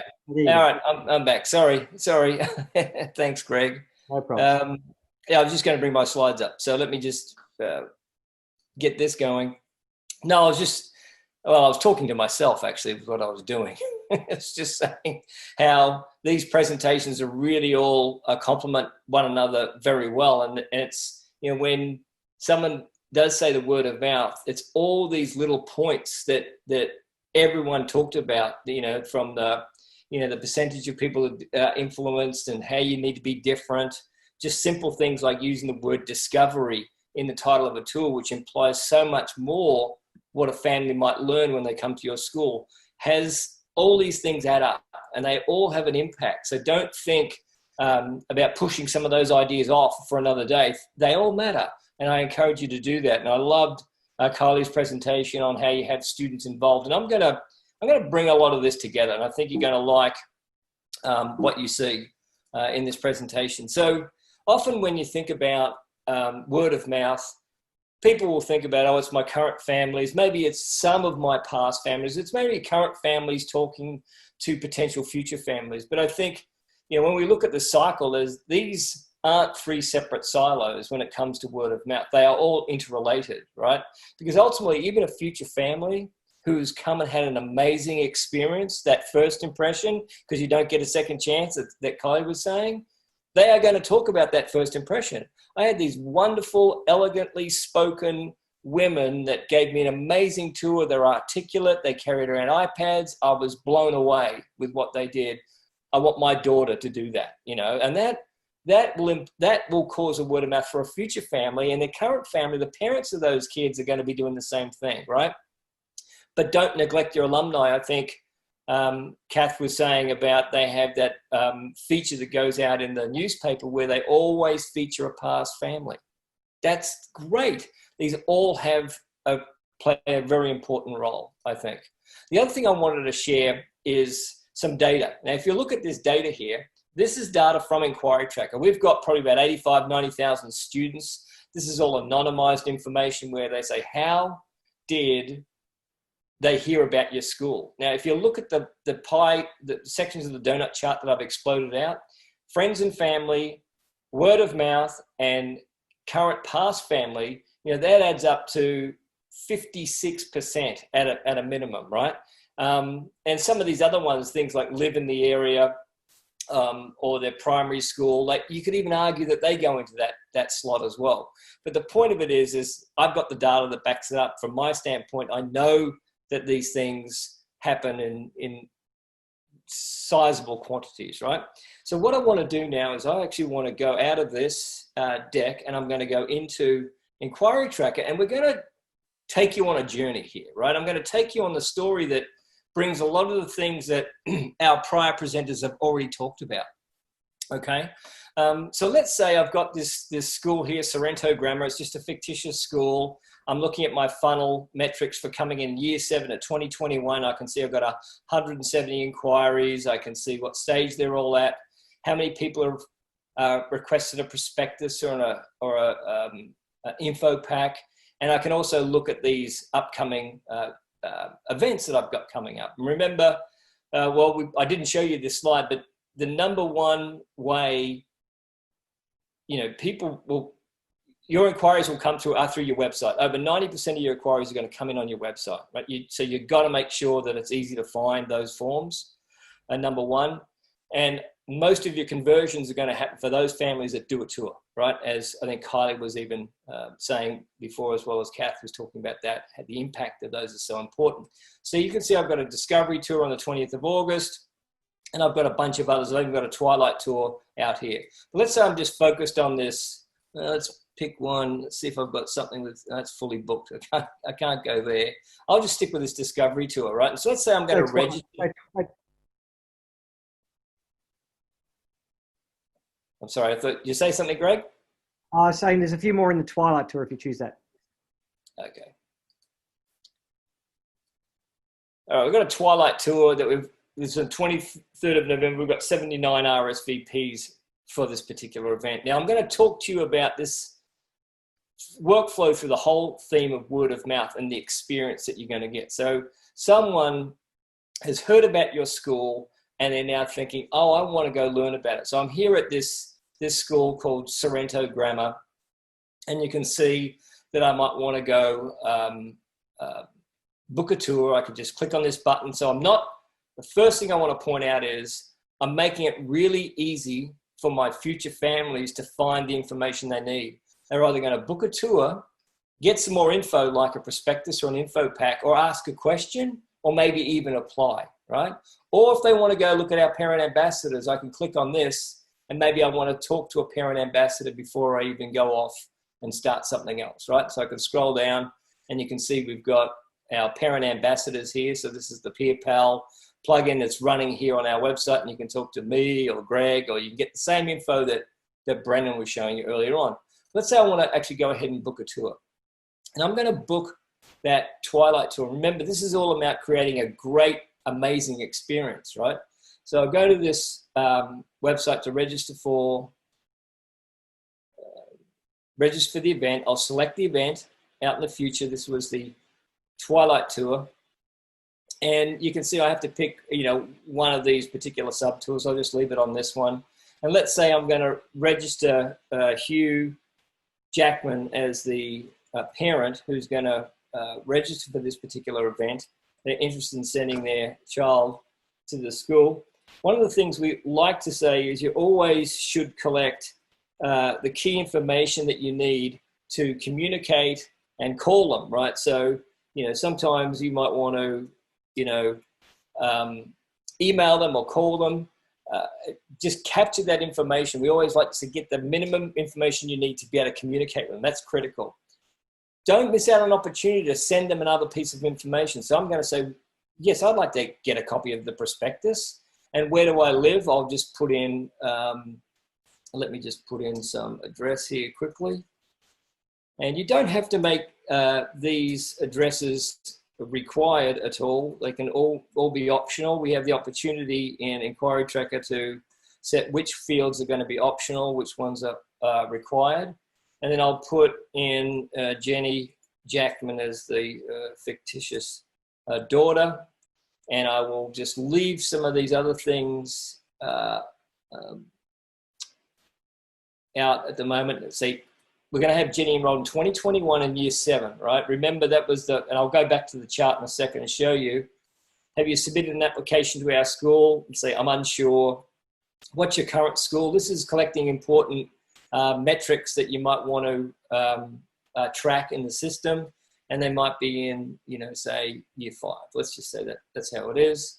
This is their first time visiting the school. So I'm really collecting that information about what I want to know. And here's some metrics like the word of mouth. And of course, I'll just say how many people are coming, right? And let's say I've reviewed the COVID-19 protocol. Now, if I've submitted everything correctly, before I hit submit, I'll go back to inquiry tracker. We're on this Twilight tour. I've got 79 RSVPs, 29 students, 24 families, all right? And I've got a total of 170 inquiries for this year level. So I'm going to go back to the form, and I'll just go and submit this form now. So if I've filled out that details on my website correctly, you've got the family entering the data for you, so you don't have to do it. So there's a good chance you're not going to be making mistakes. That's number one. You're asking the right questions so you can figure out what your funnel, what your pipeline is going to look like. And you can even extend that to ask other questions like, oh, what are your interests? Things of that nature, so you can collect even more information. So you can still see I've got 29, 24, and 79, and up the top here I've got 170. I'm just going to refresh this now. And you see it's going to jump up to 171 inquiries at the top because I just had a new student, because we treat students as they're the things that represent a potential a seat in your enrollment year, which is obviously an annual fee. I can also see that a prospectus request was requested in here. This number jumped up by 1. And if I change this down to the Twilight tour, I'll see now I've gone from 79 to 81, and I went from 29 to 30 students, right? Because I just registered that one student. So that's simple. It's keeping track of some of these tasks. But what really is important about amazing your customers is what happened in the background, right?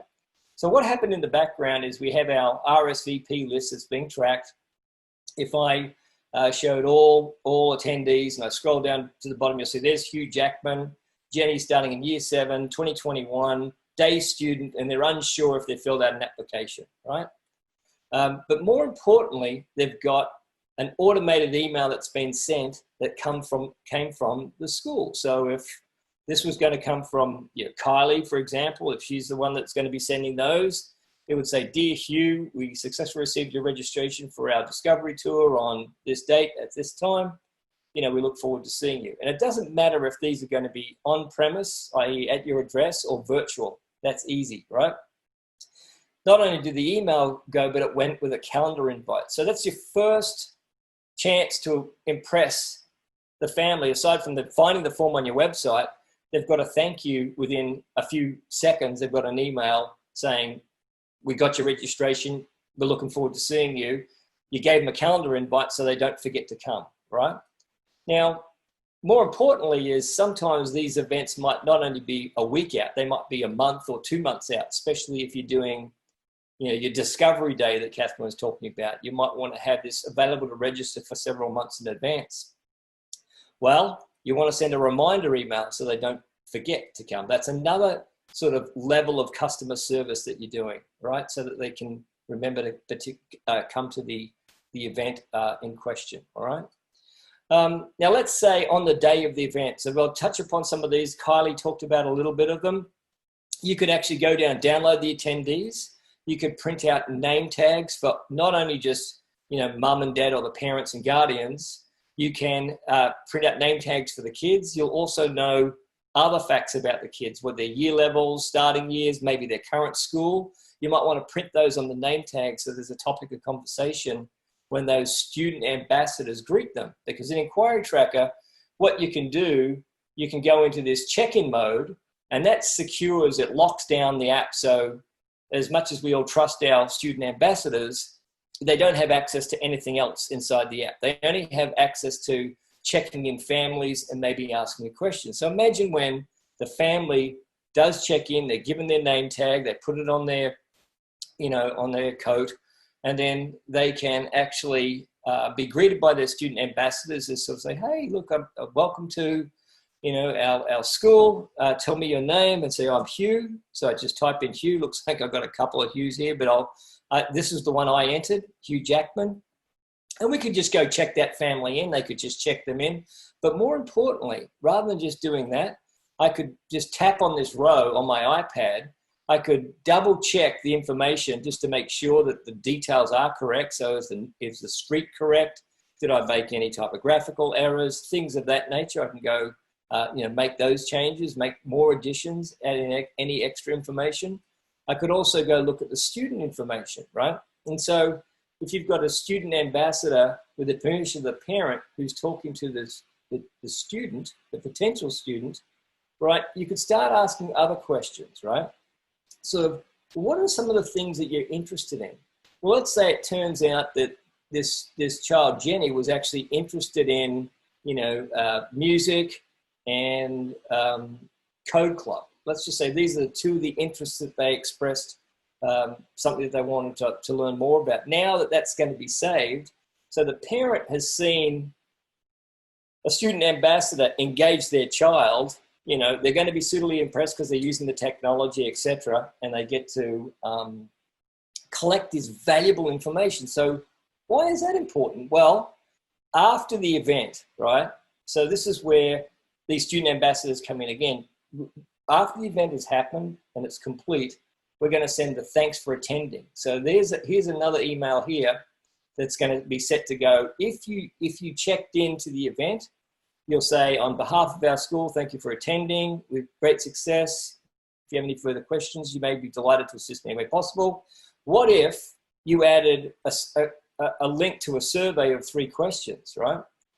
What if you had your student ambassadors, or the student voice, as Kylie was talking about, analyze the data from those surveys and make a recommendation to the school on what you could do to do a better tour? What would you change? What else could you do to make it great, right? What if that was still not enough? What if you then followed up? I could go and add another email after the event, and this could be, like, connect with one of our parent ambassadors, right? And I could put in a link to this, where am I? My page, my parent ambassador page. I could just go grab this URL. I can copy that, go back here, and I won't fill out, and they can go look at any of those parent ambassadors, and I can go save this, and I can say, hey, I want this to be sent. Maybe I'll send this 3 days after the event, and I'll send it to the contacts that did check in, and I'll save it. So now I know I've got this automated email that's going to be going 3 days after the event to anyone that came, that can be invited to reach out to one of our parent ambassadors. So you can see how this is all starting to come together, right? And you can start to use all these different aspects of Inquiry Tracker and Peer Pal and the best practices that Kylie was sort of talking about the ambassador programs, and what Kathy was talking about on the actual word of mouth, the tips, the triggers, those sorts of things. What do you want to do to get them? How do you want to share content? And if you give them this amazing experience, trust me, they will start to spread the word. They'll start to talk about it online. They'll start to share it online, and they'll certainly go about telling their friends. So I think I just really wanted to make sure I can give you, I gave you a very quick overview of the different areas of Inquiry Tracker and how it can be used using technology to engage those future families in a way that's going to amaze them and turn them into raving fans. Don't underestimate the power of that. And don't underestimate also, if you are collecting that extra information, you can go into like our comms module. I can go create an email, and I can go create a message, and I might say, oh, I'm going to go invite all those families to join us for a discovery day, for example, right? I could say, or a robotics camp, but you wouldn't send it to students that weren't interested in robotics, right? You would only send it to the ones that said, yes, I am. And that way, if you ask those right questions, and if you can get your student ambassadors to help collect this additional information, trust me, when that family has that experience at your school, right, sees how those student ambassadors are working with them, gets to engage with a parent ambassador, then gets all those automated emails and sees how you're on top of it, then gets this invite maybe 3 weeks or a month later to some event that you know is exactly on topic for what your child is interested in, they're going to be truly amazed. And I think that should be the goal, is how do I create these raving fans out of my future families? And the goal is to use your best assets, right? Is to use your current families, to use your students, to use your past families, but to bring all these strategies together so that it all comes into this cohesive program.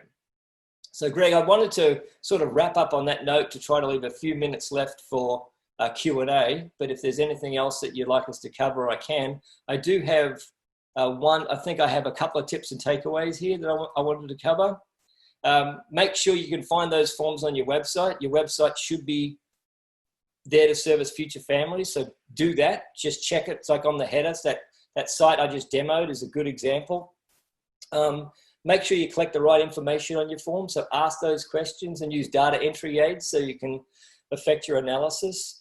Make sure you send personalized emails with relevant content, just through the examples I said to you. And also another tip is, I often think simple plain text emails are much more personal. And I also think a conversational style is critical, because these people, your future families, want to be engaged with people. They want to know that you care. And if it's honest conversational style, they'll know it's coming from you. Of course, we've covered the student and parent ambassadors, how they can be involved in the events, and how parent ambassadors give you this whole holistic solution that you shouldn't underestimate the value of. And I think that's it for me, Greg. I know that I wanted to also say that we are going to be doing inquiry tracker demo just for Catholic schools next Friday at 1 o'clock. I think that's 10:30 in Melbourne time. And I'm sure we'll send out an invite to the people that joined us here, but we'll go into a lot more detail, because we've just scratched the surface in this 20 minutes. And I think, Greg, I'll hand it over to you, because you had a few things you want to talk about, and there's a special offer we've put together, an inquiry tracker for your audience today. Absolutely. And thanks to the nearly 100 people who are still online. We've got 10 minutes of Q&A and then a quick wrap up. I'll ask if everyone could just stay to the end, because there is some special offers that are on the table. We'll do about 8 minutes of Q&A and then 5 minutes of wrap up. And then I'm sure the panelists will stay on for a bit longer just to chat. So a couple of questions. Kylie, I think there was a question of any difference, Kylie, between your student and ambassador program and kind of a SRC or student leadership program. Any main differences there for you? Look, generally, the school captains or student leadership are senior students, and there's quite a few positions in our school that are open to the senior girls, but not so many for the younger students. So that's why we decided with the ambassador program to target the younger students. So it's twofold: one, to give them more opportunities when they're younger, to experience what it would be like to be in a leadership position. Well, it is a leadership position, so they're getting that experience in, sort of 7, 8, 9. Yeah. But secondly, I think a key point, and I didn't mention this, was that for us, we find that the younger girls, being ambassadors, can make a better connection with the primary school kids.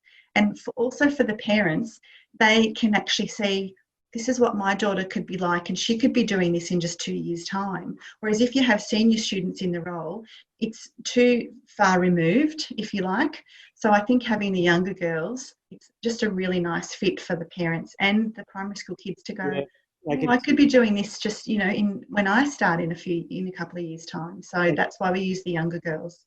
Yeah, they can see the future rather than imagine the future. Yep. What's your thoughts, Yep.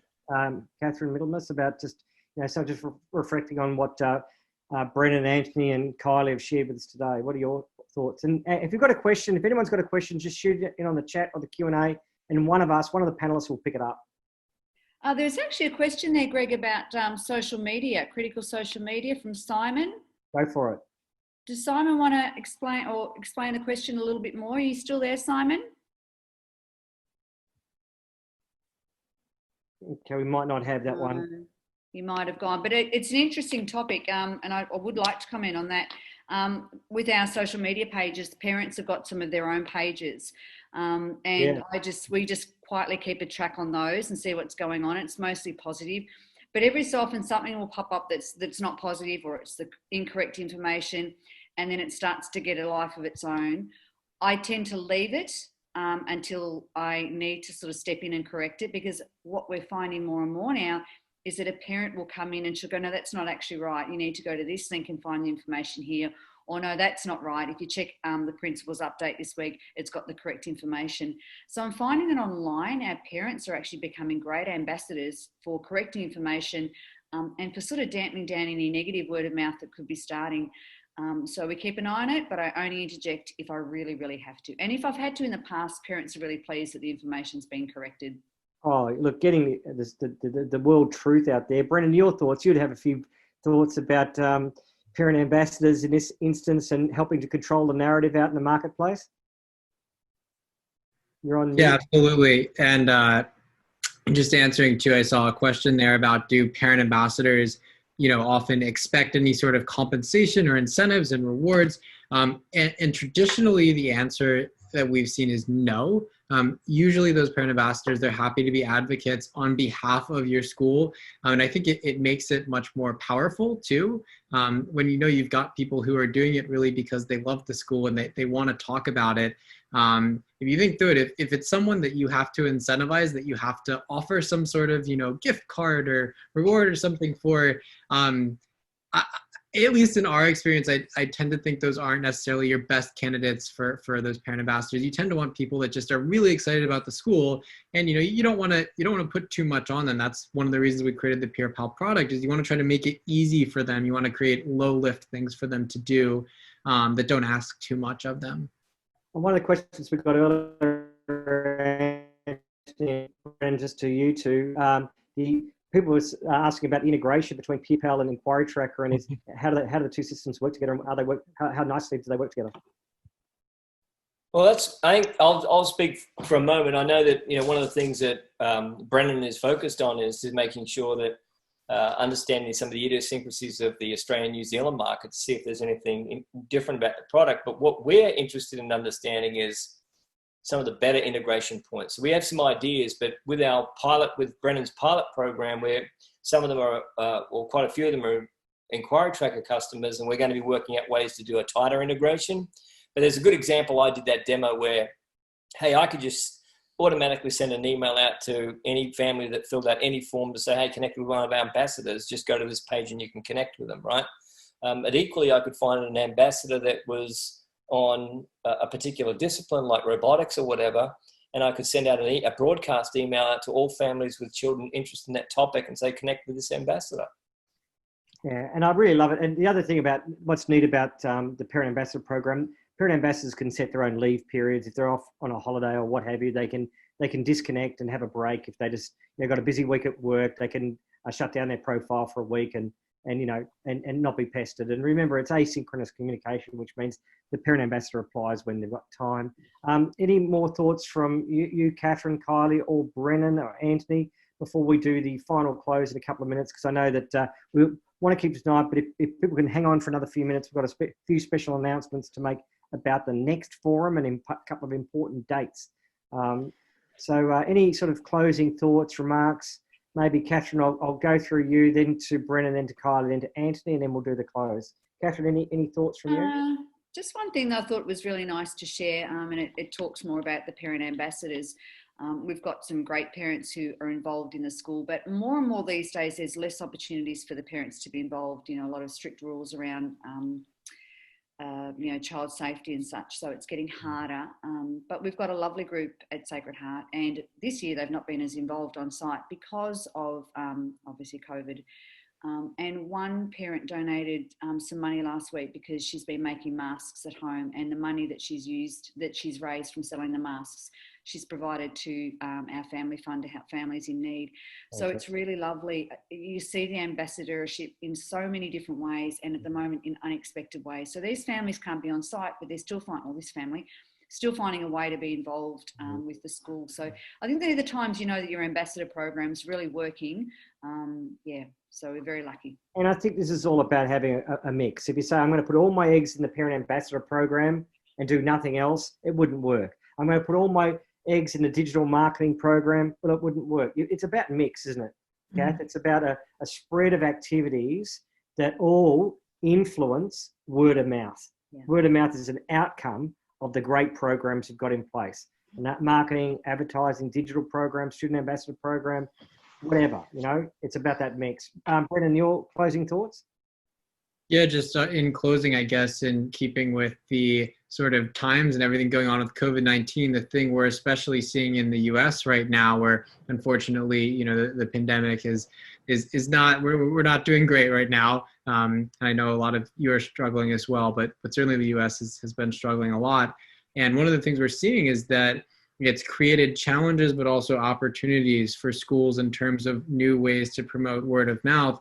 And a lot of the challenges are around those traditional ways of promoting word of mouth that involve people being on campus a lot of times are not possible. So schools are having to be more creative in thinking through those virtual options, those ways that you really share that word of mouth and spread it when you can't have people on campus. And I think this just ties into a trend that overall we were already seeing, which is that prospective families are engaging with schools in really different ways, and their expectations around digital and virtual options are changing quite dramatically. And I think there's going to be a hard reset of those expectations because of everything that's happening right now with the pandemic and creating this sort of weird virtual year. So just would say overall, you know, definitely you want to think through how the world is changing and invest in, you know, thinking about new ways that you can really promote the growth of your word of mouth. Thank you. Kylie, your closing remarks before we hand over to Anthony.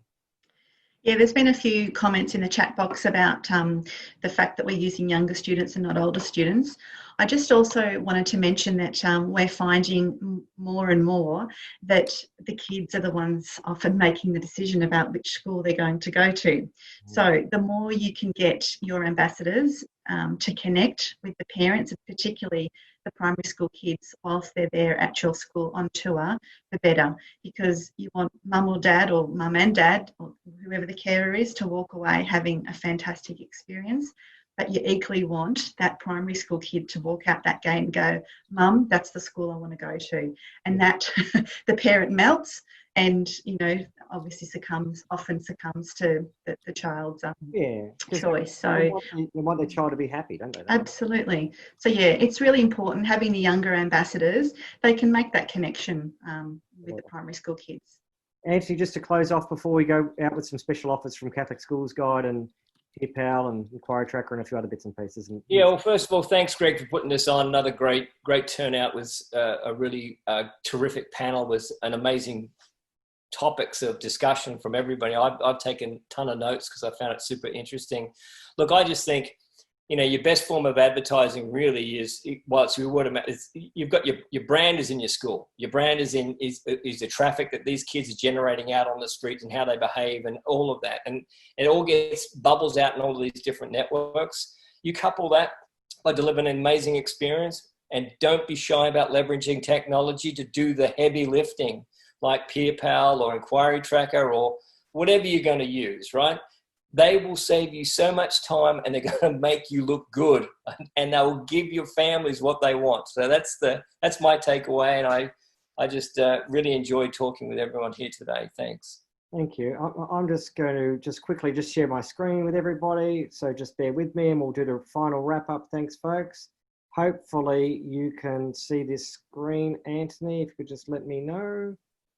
Yeah, we've got your Catholic Schools Guide screen in full glory.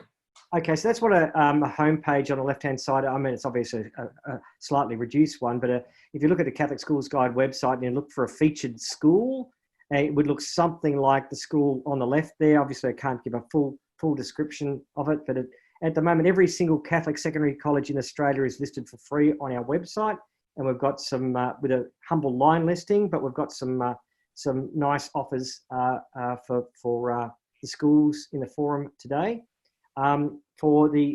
We have a print magazine that covers off Greater Metropolitan Melbourne, Sydney and Brisbane. If your Catholic school happens to be in that area, then you are still eligible to get a free upgrade from our base package to our premium package. We've reopened up that special offer, which is worth about $1,000 extra. So that is going to be a best before offer. It'll have to close out at the end of September, so August, September, to take advantage of that. If you're outside those major metropolitan cities, we have a full featured page digital listing on our website for any school, any Catholic secondary school across Australia for free for the rest of this year is still available to you with no strings attached, with no renewal requirements. So take advantage of it, and that's something we can do to help. In addition, I know that Anthony, as the co-founder of Inquiry Tracker, has got an amazing offer today for the Catholic school sector, that if you sign up, you will only have to pay the establishment fee, and you will have all your subscription fees waived for September, October, November and December, which is a saving of between $800 and $1,500 for your school, which is a fantastic and very generous offer. And as Anthony mentioned, next Friday the 28th, I've got Friday the 28th of September, I think it's Friday the 28th of August, Anthony, I've got a month ahead of myself there, at 10:30 a.m. Melbourne, there'll be a full 1-hour demo for Inquiry Tracker with no strings attached. Just come along and check it out. As Brennan mentioned earlier in the day, we are taking expressions of interest for Peer Pal for 2021. Can't believe I'm already talking about 2021. Just email myself or Brennan would be fine. And here's the next steps and the last slide before I stop sharing my screen. Each of you who attended the session today will receive a professional development certificate. The recording will be available on the Catholic Schools Guide website later, or probably early next week. Our next forum is Term 4, Thursday, the 22nd of October. Please write that down now. And it's called Ignite Your Digital World, all about LinkedIn, Facebook, how to use YouTube channels, Twitter, etc. If you think you would like to be a presenter, if you kind of naughty or the cat middlemost, big shoes to fill, please, you're welcome to nominate. If you've got a story to tell, we'd love you. And we'd love to have you. One of our team will call you, all the schools, next week to make contact about Catholic Schools Guide and or Peer Pal and or Inquiry Tracker. And I just want to say a big thanks to everybody. So I'm going to let the panel stay on for a few minutes.